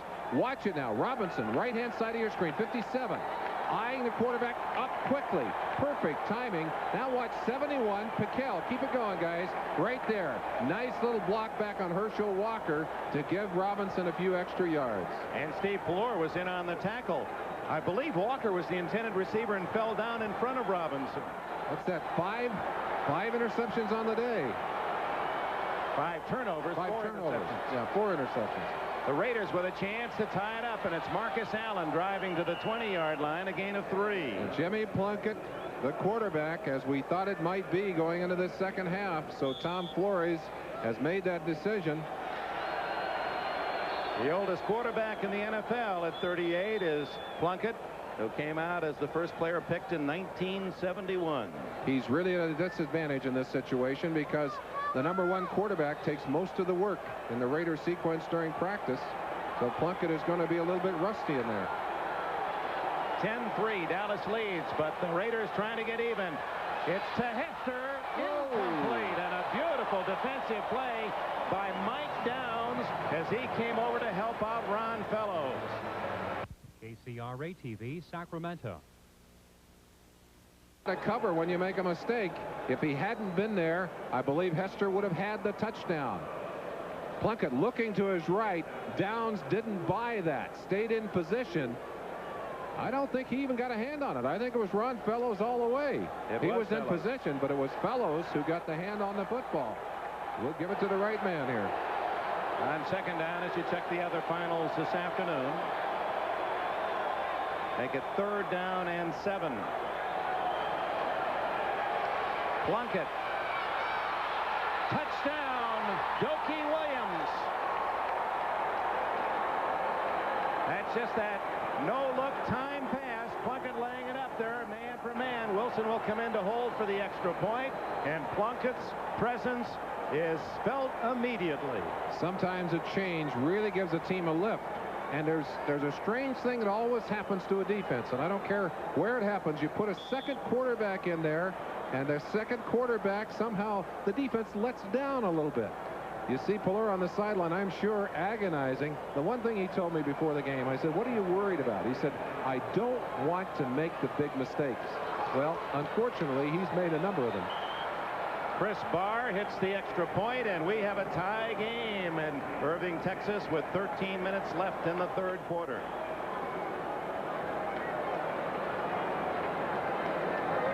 Real experience. You see that Everson Walls has his back turned right at the last second. Doki waited until that ball was there, bumped him a little bit as he put the hands up, and then with Walls out of control, Doki just carries it into the end zone. But that ball well thrown and thrown behind the receiver, as it must be in that situation. Williams did a fine job, as did Plunkett, to get those points on the board. Plunkett had 3 touchdown passes and only 1 interception this year, picks up his 4th. And Doki Williams, one of the many Williamses in the NFL. There are 22 of them, as there are 22 Johnsons, the most popular name in the league. And Lyndon King helped off. Little smile, George Anderson, the trainer, but I'm sure King getting a little bit of a backlash to that shot that he put to a Cowboys face earlier. When you take a shot like that, you kind of put a mark on your number, and they remember it. Steve DiOssi remembered and returned the favor to Lyndon King. A little calling card. Herschel Walker starts the second half, and he's flanked way out to the right. He has 49 catches this year to lead the Cowboys. Right now, he's got single coverage with that great speed, 9.2 speed of his. Instead, up the middle it goes to Dorsett. And he's past the 35-yard line. And what an offensive set that is. When you have Dorsett in the backfield, you can put 2 speed receivers on one side, wide receivers, and then Walker on the right as a flanker. What does a defense do? I'm glad I'm up here. I'm glad I don't have to answer that question. Landry doesn't smile very much, but you can get him to smile with one word, and it's right there above 34. Say Walker, and Coach Tom smiles. He knows he has a weapon. He says he has never seen in 30, 40 years of football a man who breaks tackles better, and that includes Jim Brown, than Herschel Walker. Dorsett appears to have the first down out at the 38, 39-yard line. Rod Martin led the defensive charge. Just to follow up to that comment, and talking with Coach Hackett about Herschel Walker, he said, you know, we knew he could run. We knew he could break tackles. We knew he could catch the ball. No one told us that he was such a gifted student. No one, he said, I've never seen anyone aside from a quarterback spend as much time and grasp as much of an offense as Herschel Walker has. And he's had to learn like 4 or 5 different positions. They move him from receiver to flanker to the equivalent of an H-back to tight end at sometimes and into the backfield. And he's learned all of those and kept his composure and doesn't blow many assignments in the process. He's a wonderful story, I think. Well, it goes on to Walker weighs 223 pounds, and they measured his body fat at 1.42. That means that he's got about 3 pounds of fat in that 223. I couldn't see it. I don't know where it is. Oh, marathon runners have more fat than that. So he is solid as a rock. First down, Dallas, 10-all. The score, third quarter. Pelur patiently, and now scrambles out of bounds at the 45-yard line. Made 5 yards out of the scramble. We mentioned that Jim Cooper is in there for Phil Posderick. He's working on Howie Long. And look at that little latch on the throat as he gets it over backwards. That isn't holding? Well, it's not if they don't catch you. Well, that was in the open. Well, I know I'm away from the field too long, Dick. I can laugh when they're holding those defensive linemen. That's right. The first 5 years we were together, you wouldn't speak. No, I couldn't handle that. Well, let's see what Howie Long does to counter that kind of approach. 2nd and 4. Sherrard in motion. The pass is to Hill. Great catch. There's a flag down, but that'll be interference anyway. They're calling Lester Hayes. He knew he was beaten. Lester reached out at the last minute and grabbed a receiver, but tremendous concentration on the part of Tony Hill. It didn't matter as he sucked that football in anyway. Defensive pass interference, number 37, first down. A veteran defensive back knows he's beaten. Watch the hand right there. Reaches out, just grabs him, stripped the arm back, and Tony Hill's still able to keep his concentration. That's rather remarkable. Wow, he actually dropped the football, though. So if he hadn't interfered, it would have been down. He's now the #1 receiver in yards all time. He passed to Drew Pearson a couple of games ago, did Tony Hill, and now he's moving in on Pearson's all-time catch mark of 489. Dorsett to the 25 of the Raiders.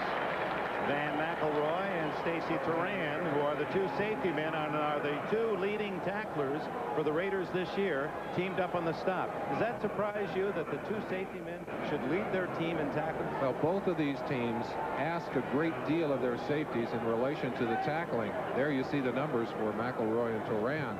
But that is not a great stat. You would expect your linebackers to be your big tacklers in this kind of defense. And when the safeties are making the tackles, that means people are getting into that area to be tackled. Good stat for the safeties, bad stat for the defense. 2nd and 4, Dorsett. Little hesitation move and then dropped by Robinson. Gain of 3 short of the first down as we check other late action in the NFL. Now in the 4th quarter, the 2 Bernerska field goals holding up for San Diego. The Giants apparently, to the dismay of Washington and Dallas fans, leading 17-0, and San Francisco leads 23-10, and Dorsett has not been able to get back on his feet. Tony Dorsett on the ground, Dick, and they're quickly out to check on him. Don Cochran, the head trainer for the Cowboys, watching him. He may just have had his bell rung or his wind knocked out, but he did come to a sudden stop. Looked like he's a bit groggy. Let's take a look at the end of that play. A little draw play, hesitation play. He's hit hard, sandwiched hard. Sean Jones right there. Reggie McKenzie, 54, and I think a shoulder to the head there. In closer, you'll see number 54, and you see the pop right there to the head, and Dorsett is up. I think just had his bell rung a little bit on that play. A little woozy, but able to get off the field under his own power. Yeah, every time something like that happens, I reflect back on my youth listening to Bill Stern, and you say, and so Mr. and Mrs. Dorsett back in Aliquippa, Pennsylvania, do not be concerned, your young man is leaving the field under his own power. And so it is with Dorsett. Well, his parents aren't the only one concerned when you see Tony Dorsett on the ground, let me tell you. Herschel Walker, what a replacement, in for Dorsett. On 3rd and 1. Walker bowling his way inside the 20 for a first down. McElroy has another tackle. I asked Dan McElroy, I said, when you've got a shot at Herschel Walker, you try and tackle him high or you try and tackle him low. He said you can't win either way. He said you just grab on and try and keep a hold of him until you get some help. Walker, who was a brilliant sprinter at Georgia, in fact in the 60 yards or 60 meters, just almost unbeatable because of his explosive start, and at 220 plus pounds. Here he's in that little flanker position, now moving back to the halfback position. Pelluer has a man open. Newsome. They isolated Newsome on linebacker Reggie McKenzie. Boy, they just continue to make you do things you don't want to do defensively. You don't want to get that isolation, particularly on an inside linebacker. They were able to get it by moving their people around. And there comes Tony Dorsett back onto the field. They say a slight twist to his knee as well as a shot to the head on that last one, but I think when you're hot, you're hot. He wants to get back in there. We were talking with him yesterday. He says it's behind my knee. Both knees have been dinged, and he said it's just behind one of the knees. It just locks on me now and then. He says I don't know how to deal with it. I've never been hurt before. His durability, certainly one of the amazing parts of his career. 10-10 tie, 9 minutes left, 3rd quarter. A game that has featured 9 turnovers. Dorsett ridden out of bounds at the 12 by James Davis. 7 more yards for Dorsett as he approaches the 100-yard mark. In fact, he has it. 102 yards for Dorsett.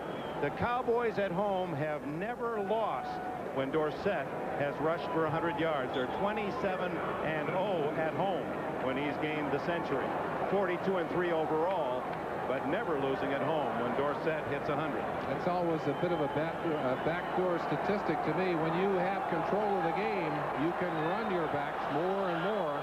No question, though, when he's hot, you give him the ball. He's been the offense today. From the 12. Newsome. Out of bounds at the 3-yard line. Excellent throw by Galore. Led Newsome perfectly for 9 yards. When we had a chance to talk to Paul Hackett earlier in the year, we asked the question, how will this offense differ from the traditional offenses of the Cowboy pass? He said one of the things we'll do is throw more often to our backs, swinging out of the backfield. That's what he was talking about. And they measure he got 10 yards and a 1st and goal at the 3.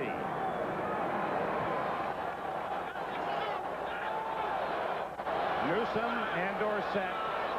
Cosby on the wing.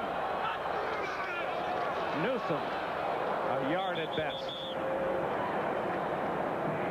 Boy, that center of the Raider defense has been tough. And Mitch Willis, who played his college ball in this town at SMU, a key man on the tackle. Al Levan on the left, and you see 2 men signaling. One of those signals will be live. One of those signals will be a dummy signal, just in case someone spent a little bit of time trying to figure out what's going into the field. And of course, you could signal in quickly to a defense at the last minute, pass or run or some relevant information. It's been done. I don't think you can do it when there are 2 people signaling, however.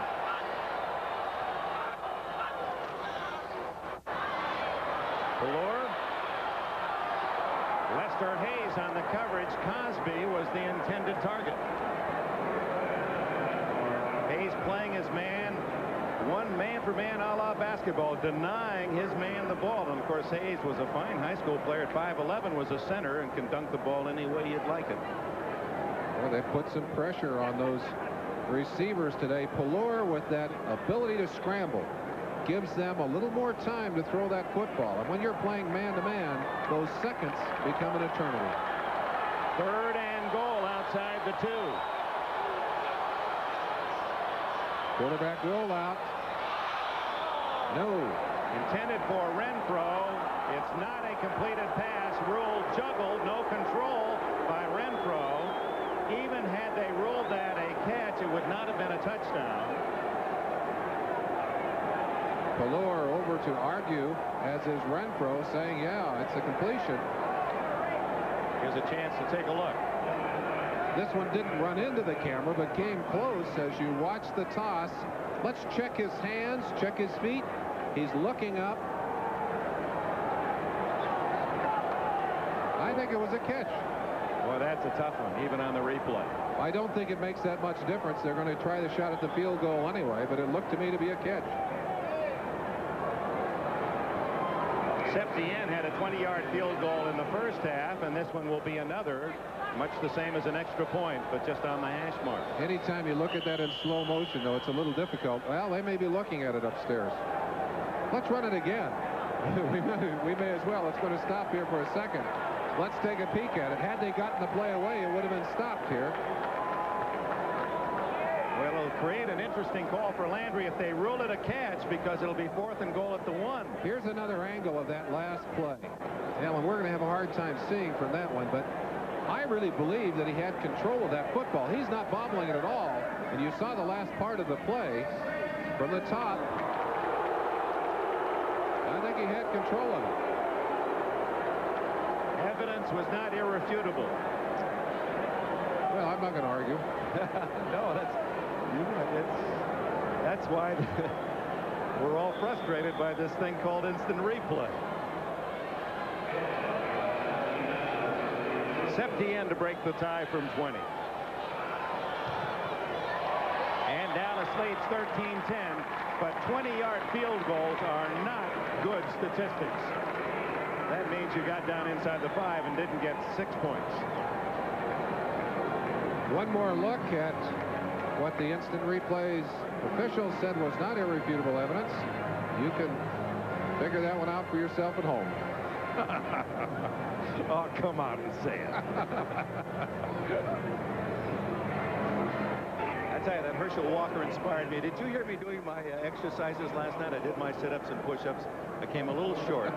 Walker last night before the game did 500 sit-ups, 100 push-ups. He said normally every night before he goes to bed, 500 of each. How many did you do? 22. Never lifted a weight, he said. Trailing 13-10, Fulton Walker returns the kickoff to the 26 for the Raiders. You were much like Walker. You never lifted weights either. Well, this becomes heavy now and then, but we do want to give you the scores every 10 minutes. Boy, San Diego, they must be sweating a bit up there at Mile High. Giants trying to stay with Washington in the East, and San Francisco could move within a half of the Rams with a win led by Montana, the other late games.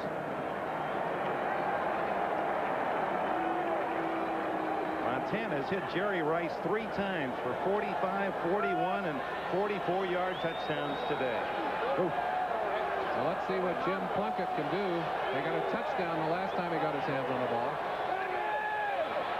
Swings it out to McCallum.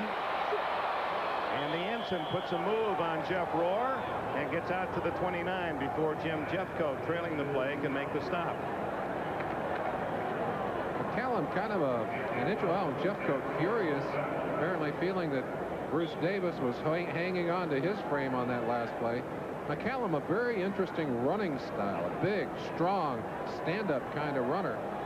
A little bit reminiscent of the running style of Franco Harris, perhaps, but with more power.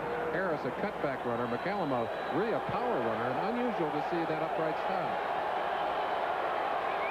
Marcus Allen on the bench, and so it's McCallum again. Oh, cut down by Jeff Rohr. The Cowboys sent their linebacker Rohr, and the ex-Yale star deposits McCallum for a loss. A little bit of extracurricular activity going on between Randy White and Don Mospar on that play. Jeff Rohr, there's James Davis. He had been back in the locker room in the first half, and they take him back again. 2 yards loss on the play. It's hard to say. Rohr's dad, who is a lifeguard, 51 years old, he's still a lifeguard out there in California. He's been proud of that move.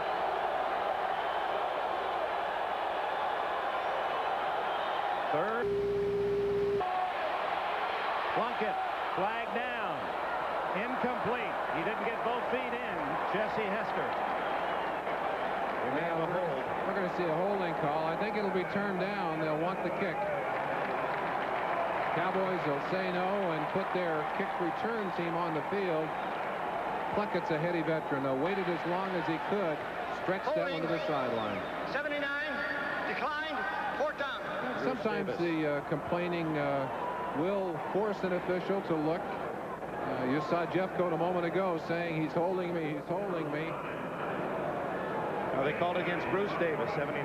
79, the man that they ticketed, and of course Jeffcoat rushing from that outside position has been very effective today, and not easy to keep him out of there. Gordon Banks back at the Dallas 32 as Guy kicks. Ooh, big high kick. 25-yard line, Banks. Returns to the 28-yard line. Gordon said right after the Thanksgiving Day game against Seattle, we'll be doing that. He's going to run off, get married that Sunday. Dallas ball leading 13-10 with 6 minutes left in the third quarter. And Kallur play action. And slides in with a first down at the 40. And Kallur has been a force running the football. He started today with 114 yards rushing, third best for the Cowboys behind Walker and Dorsett, and he has 57 more plus a 25-yard touchdown called back.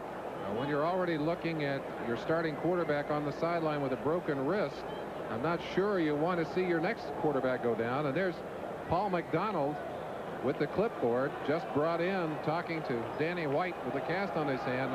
I asked McDonald about the system. He said it's the most complex I've ever seen. So he's got his homework cut out for him. Very bright guy. He is. Pallor hit down by 54, Reggie McKenzie. He'll get the sack. Piquel actually got the first hand on him, but McKenzie finished it off as Piquel came from his nose tackle position to force that play. You see that strap of tape on the nose. His helmet has come down a couple of times as he has butted into that line and split the bridge of his nose, and he wears that tape for protection. Ball back to the 36-yard line. Second down, clock running with 5:10 left in this third period. The Cowboys 13, the Raiders 10. So important for both teams with just 7 left after this afternoon.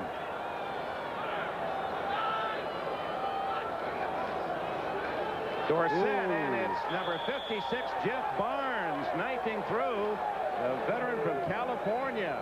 Another loss. 6 more yards moved back. Barnes usually plays in the passing situations. He's platooned in there with Jerry Robinson. But watch how quickly he gets across, dives right across the block by Newsom and into the legs of Tony Dorsett, who couldn't believe that he was coming all the way outside. Excellent play by Jeff Barnes. That might put Dorsett back under 100. Third down. Almost 25 to go. Is it just me, or does this Dorsett not quite look as quick as he was in the first half, Dick? Yeah, they went out with that knee and maybe still bothering him. He's in the pass pattern. Pallor doesn't see him. Howie Long's got Pallor. Not in the grasp. Tony Hill. Ooh, a punishing tackle by Stacy Turan. Actually, no gain, maybe a yard loss on the play. If I were Tony Hill, I'd tell Pallor, I'd say, next time you got a pass like that, please throw it to somebody else. Ooh. Turan had about a 40-yard running start on that tackle. Tony Hill's still shaking his head. He's been popped a few times, and he'll take his punishment. He won't complain about it, but that's not the kind you like to catch, I'll tell you. Mike Saxon will deliver from around the 20. Fulton Walker back at the Raider 30. Oh, end over end, returnable. It is returnable. But good coverage by the Cowboys as Walker is stopped at the 33-yard line. A 42-yard punt. Jeff Rohr led the charge. All the scores for you. The Jets now a team record 9 straight wins for New York. New England rallied. They were down at Indianapolis most of the game. The Bears recover from their Monday night loss. New Orleans, well, the Rams, after leaving Chicago, went right to New Orleans. What'd you say? Bourbon Street got another victim. You know the feeling. Oh boy, I'll tell you, the teams really have trouble playing down there because they simply can't keep their discipline. And Buffalo hands Marv Levy, their new head coach, a victory at home. Late score, San Diego, another field goal, leading now by 6. No change. Giants by 17 and San Francisco by 20. Vance Mueller, the rookie from Occidental, number 42, is the man out on the wing for the Raiders. They like to send him deep. Plunkett stops, throws to Christensen, and it's a first down out at the 46-yard line. The first catch of the day for the Raiders tight end. One of the things that makes Christensen such a fine receiver is he'll never quit. As long as that ball is in the hands of his quarterback, he's working to get open. You saw Plunkett as he jogged up. Here's Christensen. Watch him working to get open in the pattern. Pass was supposed to be thrown here. There's Plunkett. He sees he's in trouble. Keeps working down into the open area. Finally gets the football. 58th catch of the year for Christensen. First down across the 45. 2.5 minutes left in the third quarter. McCallum for 6 yards as he ducks into the Dallas 49. Randy White with another tackle assisted by Mike Hegman. Raiders have not been in Cowboy territory very many times today. Next week on NBC, we have a doubleheader for you. Those are the early games. Seattle and Cincinnati licking wounds after losses today, and then the late games, where they all have solid implications for the playoffs. So be with us for a double dipper on NBC next Sunday. Plunkett dumping it off and hit McCallum right in the helmet, it appeared. Some confusion in the offensive line about how they were going to work their protection. They stopped after the play to say, I thought you had him. No, I thought you had him. That's not good news for a quarterback. Plunkett forced to just fire that ball, and McCallum, I think, sensing that he was going to get that football, started to turn around, but it was already on top of him. 3rd and 5. Big play here. Raiders need to get themselves some points. Marcus Allen, who has played a limited role today. Plunkett, after Mark Wilson was yanked. Wilson played the entire first half. Allen in the pattern. Plunkett in trouble. Randy White's got him.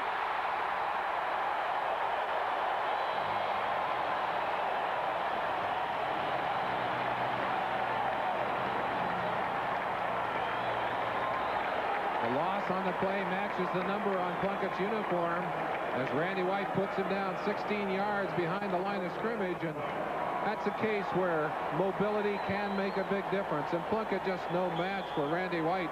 Still a very quick lineman in spite of the 33 years of age on those legs of his. That is a concern, though. Tom Landry's got Ed Jones 35, Dutton's 35, White's 33. Guy, another boomer. He has kicked well today. Banks back at his 15. He's got running room, 30, and tripped up at the 33. The man who may have saved a long return was Andy Parker, number 81. 50 yards on the punt by Guy, 18 by Banks on the return.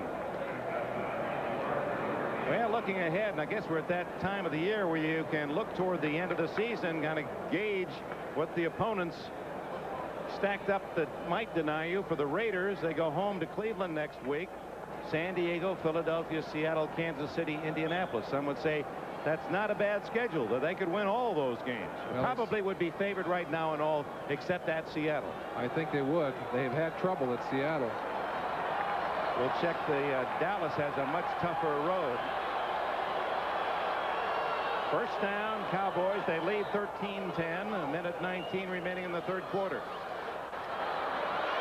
Pallure to Hill. Inbounds. It's a good catch at the 45, 47-yard line.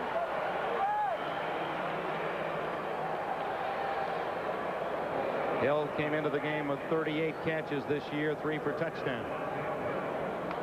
A chance to look, if you will, at Howie Long, and a little stunt going over here. You'll see Sean Jones come in this way. Howie's going to go around the outside. Pallure dropping back, feels the pressure, and just rolls out of there. Again, using his mobility to get away from the pass rush. Look at that. Pressure on the inside. He just rolls out. Has a lot of time, although Townsend, with his quickness, right on top of him. He actually just ran Jones right into the block, didn't he? First down at the 47. Pallure scrambling and just does get a yard out of the play. Piquel 71. Let's look at the Cowboys remaining 7 at San Diego, then a big one at Washington. They beat Washington here earlier. Thanksgiving Day will be here for that Seattle game, then at Los Angeles, Philadelphia, Chicago. Cowboys really will have to have all the equipment ready because that's a tough haul. Of course, they do all that with Danny White, their starting quarterback, on the sideline, and although Steve Pallure has played well in the games that he has played in, he's proved today that he still will make those mistakes that a young quarterback will make. 31 seconds left in this third quarter.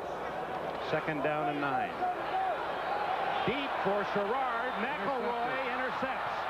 Van McElroy can't get away from Sherrard, who does a good job in denying a long interception return. But another turnover, the 10th of the game. And the Raiders have stopped Dallas again. And the Cowboys guilty. That's certainly uncharacteristic of both teams. McElroy had this pass all the way. Just timed it so that he jumped and took the ball away at its highest point, not giving the receiver a chance to get back at him, although that's a fine job, as you said, by Sherrard of quickly becoming a defensive player and grabbing McElroy, keeping him from getting up that sideline. 2 for McElroy today. Everson Walls has a pair for Dallas. 5 interceptions of Steve Pelor. Scott Pelor, his brother, of course, a linebacker, no longer in the NFL, cut by the Saints this year. So it remains 13-10, and it's the Raiders' turn.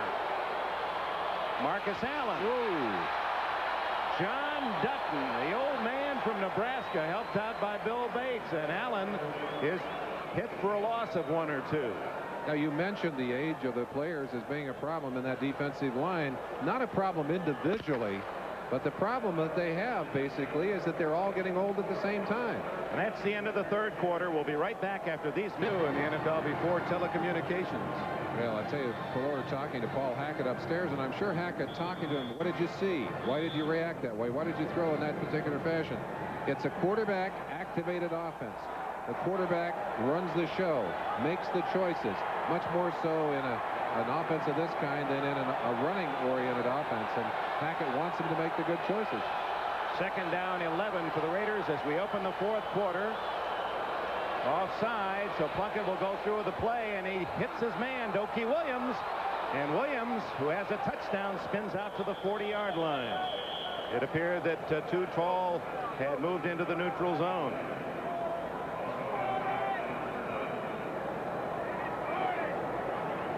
As they gather up, I think you're going to see the encroachment call. Offside. Defense, number 72, decline, first down. I think Jones not the only one offside. I think Dutton was offside at the same time. 21 yards on the play.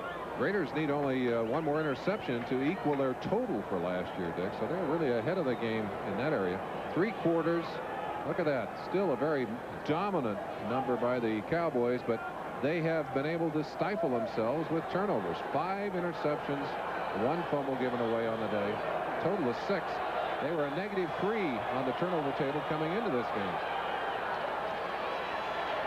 Plunkett going for the bomb. He has a man wide open, and he can't hit him inbounds. It was Williams streaking down the sidelines. He had 2 steps on the defender, Ron Fellows, but Plunkett threw it too wide.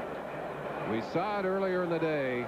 Mark Wilson had trouble getting that ball long enough to hit those deep receivers. This one is long enough. 1 foot down, 2nd foot out of bounds.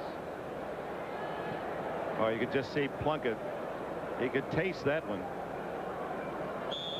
Pelor's 5 interceptions have tied a Dallas Cowboy record set by Eddie LeBaron twice. I'm sure little Eddie's happy that we're bringing up his name.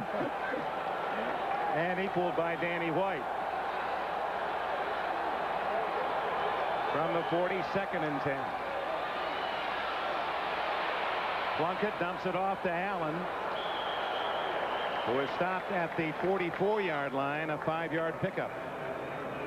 It's that same kind of pass, and you see Marcus shaking his head that Tony Hill got a few moments ago. Don Meredith used to call those medicine balls. He said they throw you the ball and you go get some medicine.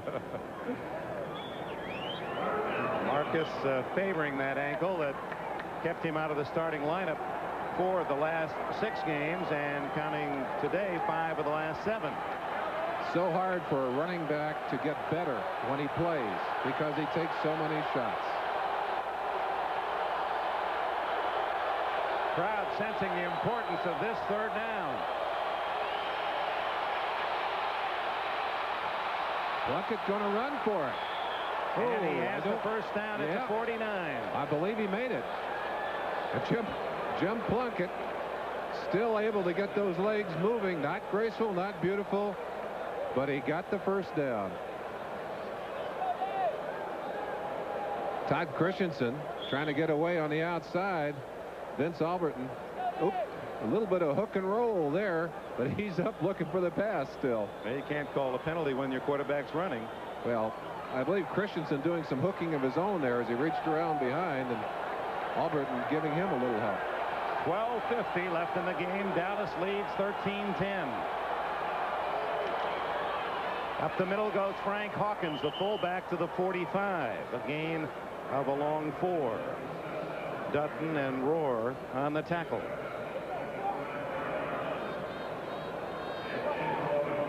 This Cowboy defense, #1 against the pass in yardage allowed this year in the NFL, and yet came into the game with only 7 interceptions. They have 3 more today, 2 by Everson Walls, And we'll see if Plunkett tests that defense here on 2nd and 5. Plunkett's always had that downfield magic, Dick. Marcus Allen going deep. But Plunkett goes down. John Dutton. That's his 5th sack this year. One more than all of last season.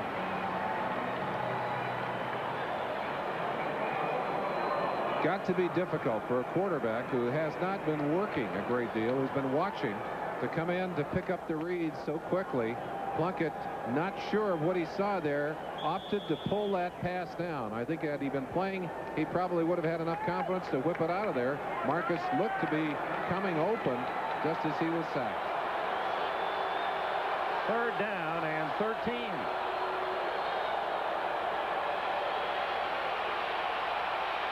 Plunkett caught by Christensen, a 1st down at the 35. There were 3 Cowboys there with a chance for the interception, but Todd Christensen, the ex-Cowboy, was able to get the bounce. Earlier in the game, a pass just like that off the hands of Christensen, intercepted by the Cowboys. Bill Bates volleyballs it into the air, and Todd Christensen said, "That's my ball." That's how you get 60 catches or more a year, and he's been more up around 80 a season. Let's watch Plunkett. Let's watch the look on his face as he senses that that ball is a potential interception. And finally,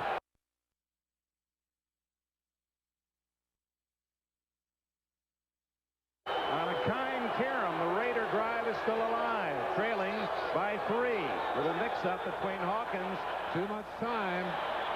McCallum, I believe, as you saw Hawkins motion back to him, you got to get up here, you got to be on the outside. They may have anticipated a blitz, but in the process of moving, took too much time. Here's Hawkins, who's kind of a tutor to McCallum. He'll tell him, you know, he's giving him the word right here. Move up, come on, come on. Then he finally said stay back, but by then it was too late.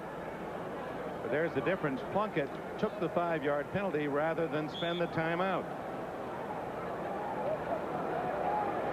It'll be 1st down and 15 as you see the clock running. They don't stop the clock on penalty until the final 2 minutes.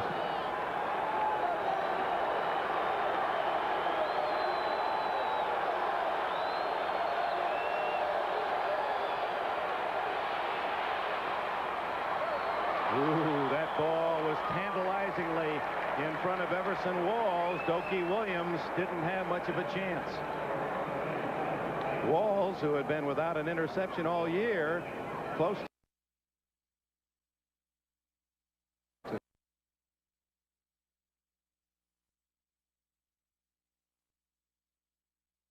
to the action is.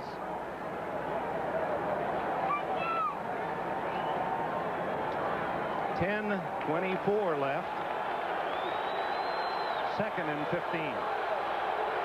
Both wide receivers to the left. And now Hester in motion. Deep for Williams. Touchdown. What a catch by Williams as Plunkett laid it up for 4 men, and Williams wrestled it away, and the Raiders lead for the first time.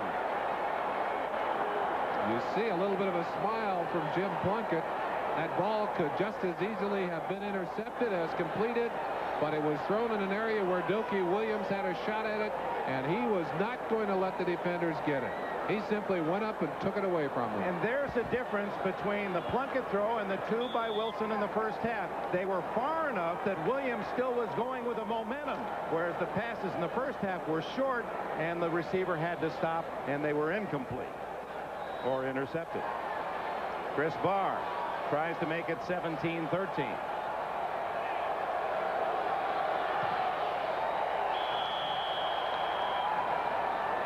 Here's the end of that play. In fact, the complete play as you get a quick look at Dokie Williams.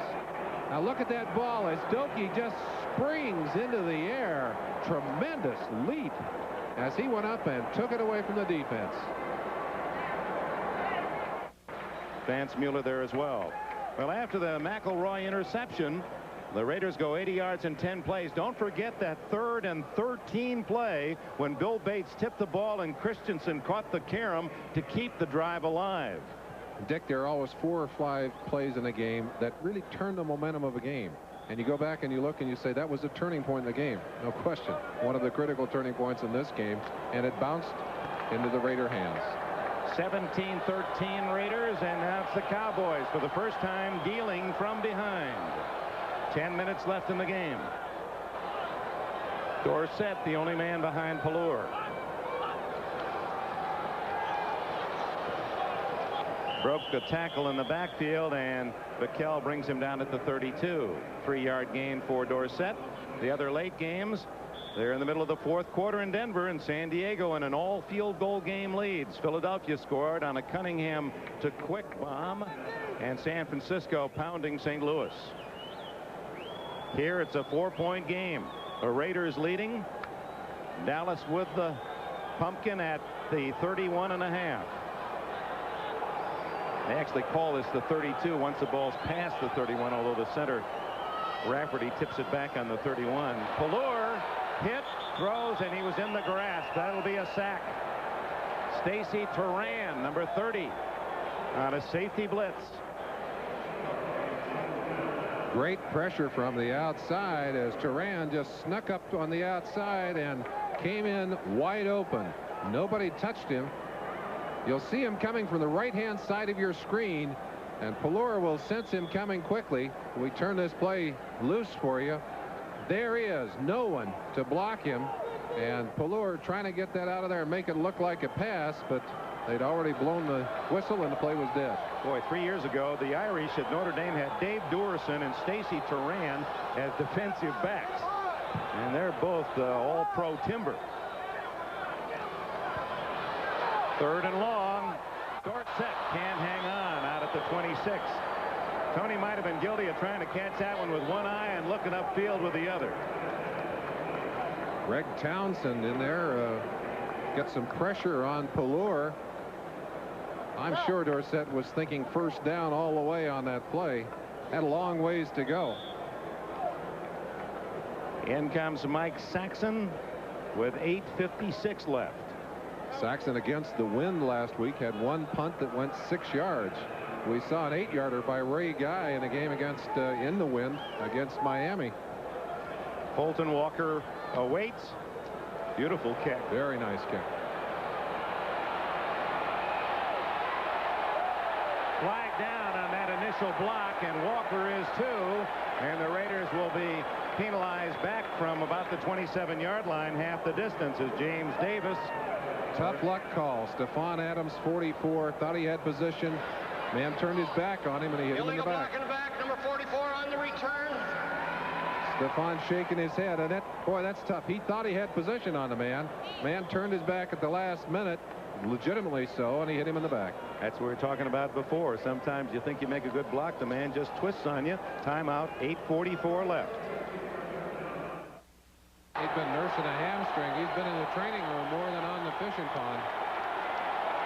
3rd and 5, and the crowd is in it.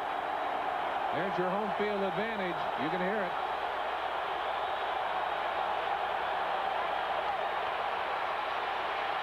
Wide open Christensen. First down at the 33, and a flag is down. A late flag. Possibly an illegal bump, possibly an offensive interference.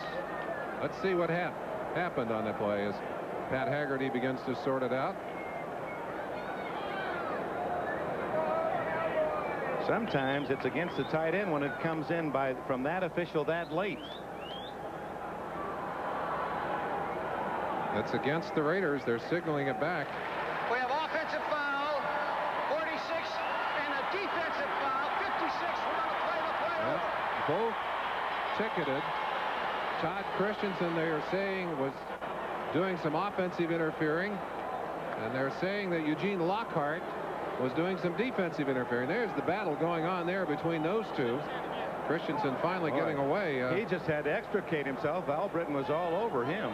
Well, I think both of them guilty of illegal contact on that play. No play. The 2 penalties negate, and it's 3rd and 5 again. And back to the critical long yardage situation for Plunkett, and Pallure thinks that he's going to get another shot at it. He may well be right, unless the Raiders can convert on this 3rd and 6. Under 5 minutes left. 17-13 the score. Whoops. Movement on both sides of the line. Henry Lawrence moved back on the right tackle. And I think Don Smirek was well within the neutral zone, though, when the other movement took place. And I believe that one will go against the defense. It might be negating again. No, Plunkett is indicating that's for us. Encroachment, defense. Don Smirek, number 60. Smirek, I believe, may have made contact. And, of course, if he does, it's an automatic penalty against the defense. Right there, and still within the neutral zone, even though Henry Lawrence moved, it was obviously because of the encroachment by the defensive player. This is going to be very close for a 1st down when they mark off the 5. I think it's probably going to be a little short if they're accurate with the marking of the yard marker. But it will probably be a measurement anyway. No, not going to measure it. It'll be 3rd and less than a yard. Plunkett gets the call from the sideline. Tom Flores calling the plays for the Raiders. We'll get some input from his staff. Marcus Allen behind Frank Hawkins, and now Hawkins goes to the outside and leaves Allen alone. Steve Strahan in motion, leading Allen. He doesn't make it. He's going to be awfully close, and if he does come up short, do you kick the ball away or do you go for it on 4th down?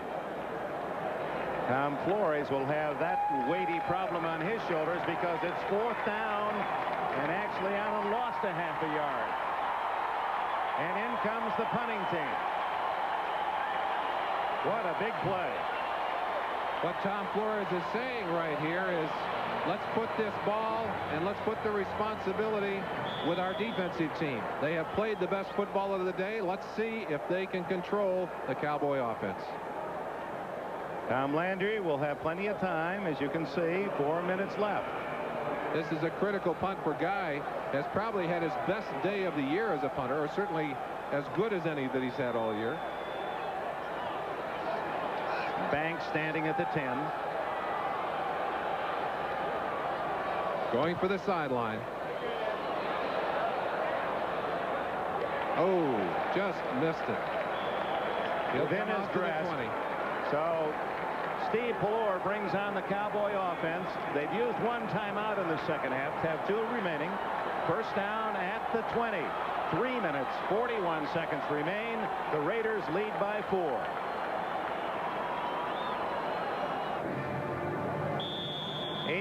Away. Dallas with a 1st down. 3:41 left, trailing by 4. The Raiders will use 3 linemen, 3 linebackers, 5 defensive backs, a prevent defense. No 1st downs for Dallas in this 4th quarter. Now they're going to go with 4 down linemen.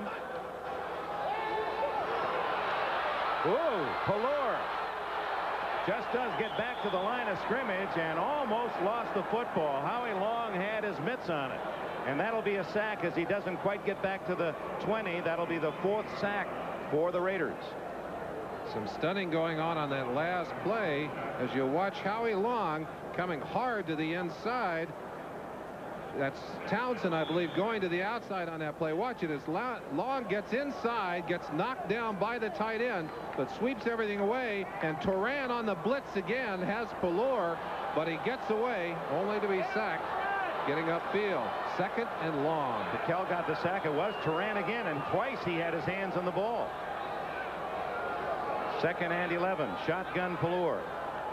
Last week he had to forsake the shotgun because of the noise at Giant Stadium. He goes deep for Hill. Hill was using his right hand to ward off Haynes and had to go after the pass one-handed and couldn't pull the trick. Cowboys, who have been working the short zones all day, go for the long bomb here. Man-to-man coverage. Mike Haynes tight on the man, looking right into his eyes, turning here. You saw the little push, And the official, not able to see that, got him in position, but he couldn't control the football. Ballore hoping all the way. The pass was there. Not quite. 3rd and 10.5, 11 yards to go out of the shotgun.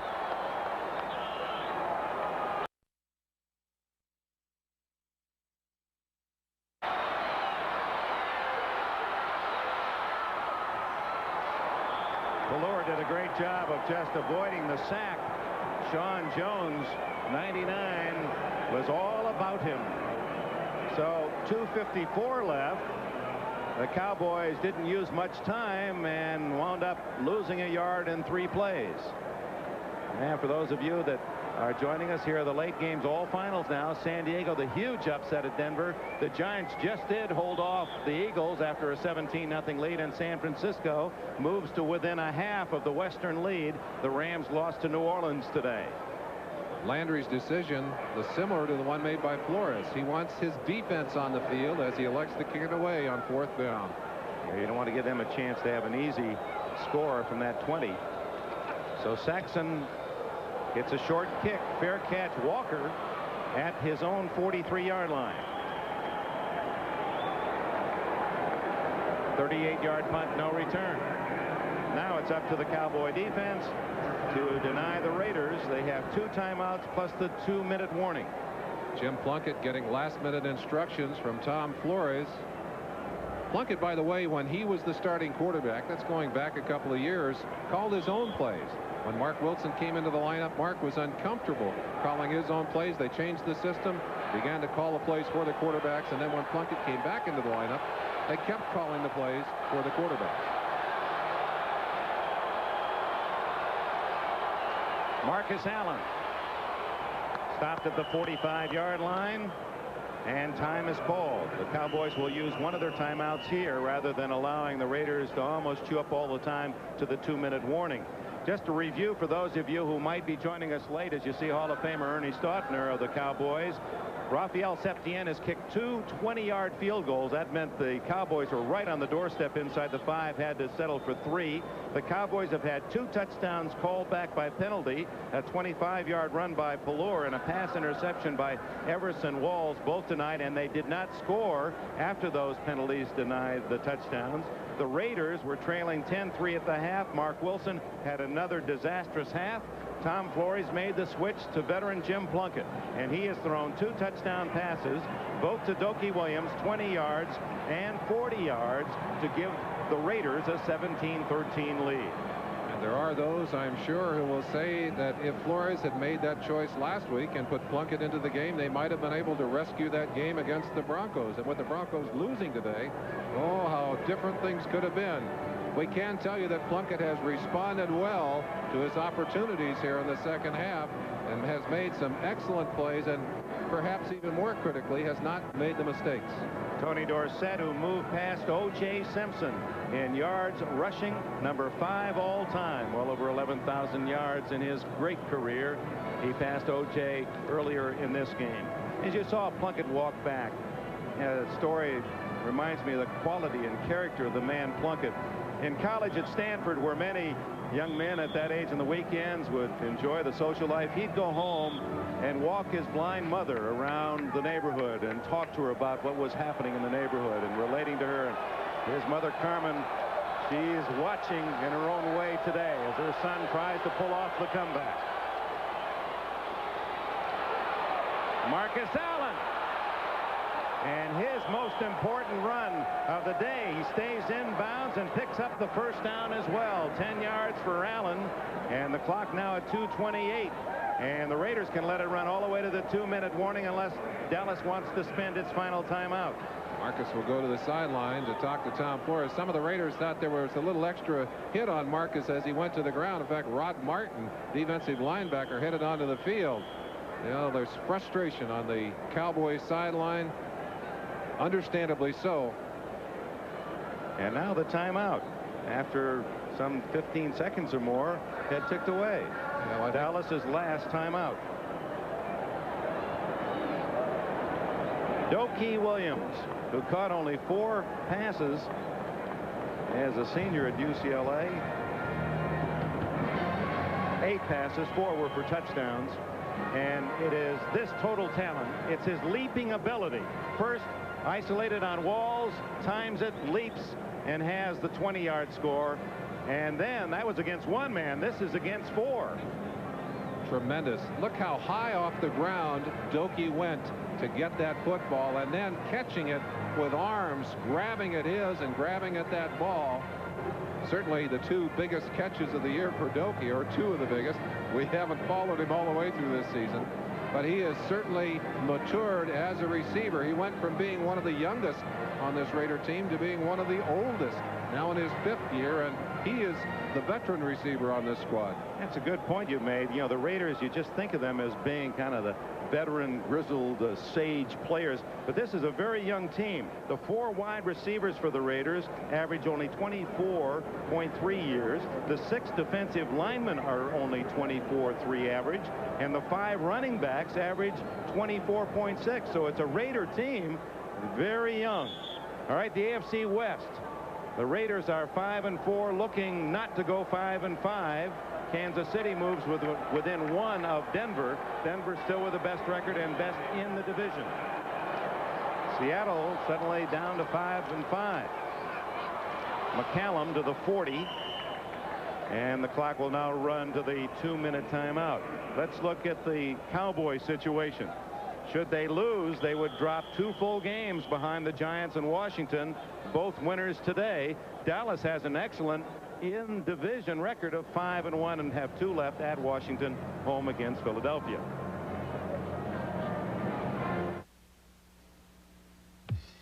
AT&T, Teams that aren't very good can adjust, I suppose, easier to defeat. But for the Dallas Cowboys, and they're not beaten yet, but in real trouble, to lose 2 in a row when you are in command of those games. And many felt they were the better team against the Giants last week, but just couldn't put them away on that final drive. And today they've had 2 touchdowns nullified by penalty. How do you digest those, Merlin? They're very hard, and squandered many other opportunities to score, Dick. And I guess what we're seeing here is what happens when a young quarterback takes over an offense. He's got to go through that period when he fights through those mistakes, and you see it right at the end of that column. 5 interceptions on the day. And he had Walker fumble on the 1-foot line. Well, and he can't control all those interceptions. He's not responsible for all of them, but he is for enough of them to make a pretty painful night and a pretty painful session of films tomorrow. Quarterbacks aren't responsible, but they are blamed for all of them. 38-yard line, short yardage. Now the clock will run, and for the Cowboys, their most important thing is to get off the pile and so that the official can mark the spot and start the 30-second count. There it is, starting now at 1:45. Herschel Walker, I'm sure, even though he's made some great plays in this game, some excellent plays, will remember the play that he got the football knocked away from him.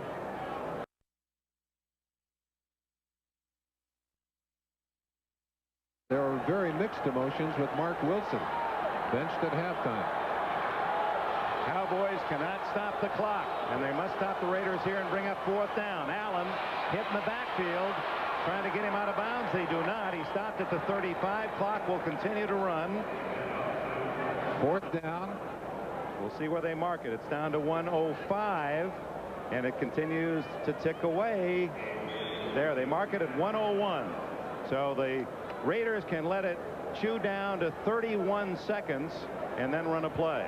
They're going to give the ball to Ray Guy. Now, what would you consider, Dick, snapping it to Ray Guy and letting him run around for 20 seconds back there?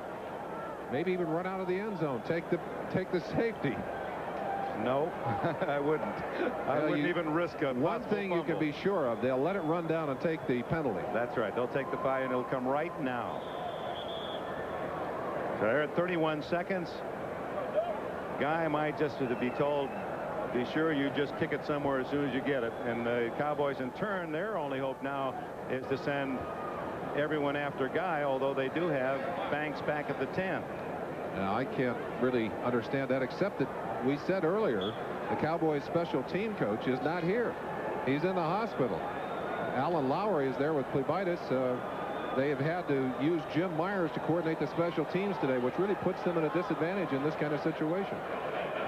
Guy, who has a long string of not having a kick blocked in the regular season. It's like the top 3 all time.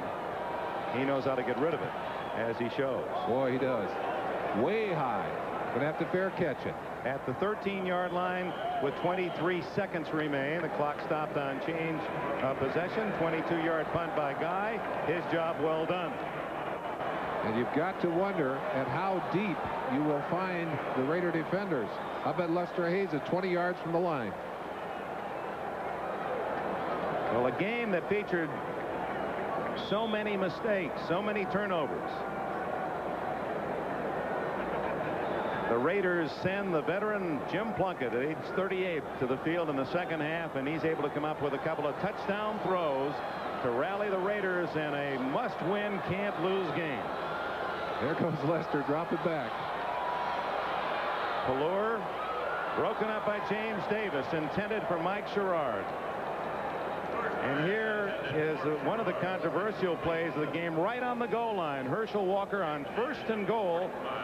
Inside the 1, makes the dive. Watch 55 Matt Millen in the middle of your picture. And look at Herschel Walker.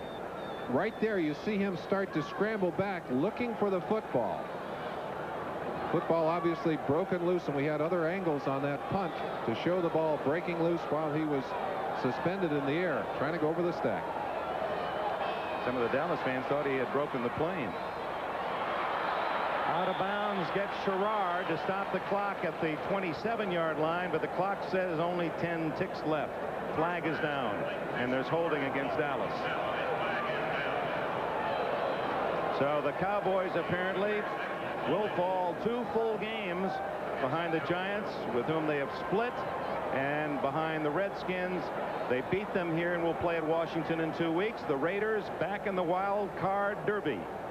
And maybe better as Denver loses a surprise loss to San Diego today. Not what anyone expected to see up in the Mile High City. And Tom Landry yesterday said something very prophetic. He said, I hate to play against a good team that is desperate. And the Raiders came in a desperate situation. They have managed to pull this game out.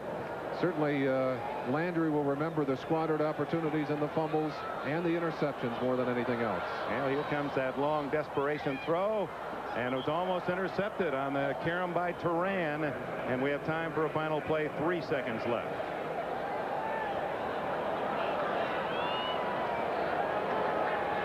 We'll have all the scores for you after we return from this game, as well as today's most valuable player, Budweiser's MVP. Thanks to Doug Adams, Jarrett Bell, Jerry Cohen, Mitch Lewis, Tim Haydinger in the booth today, and Ted Nathanson, Larry Cirillo down the truck, and all our team from Irving, Texas. Boy, a lot of plays that were difficult to follow, and the camera crew, they had to be alert the way the ball bounced around, interceptions and fumbles. And now the final play of the game. Pelluer. Incomplete. And the Los Angeles Raiders have won a crucial game, 17-13, led by the veteran Jim Plunkett. Tom Landry waves goodbye to Flores. Hopefully for Cowboy fans, isn't waving goodbye to the NFC East.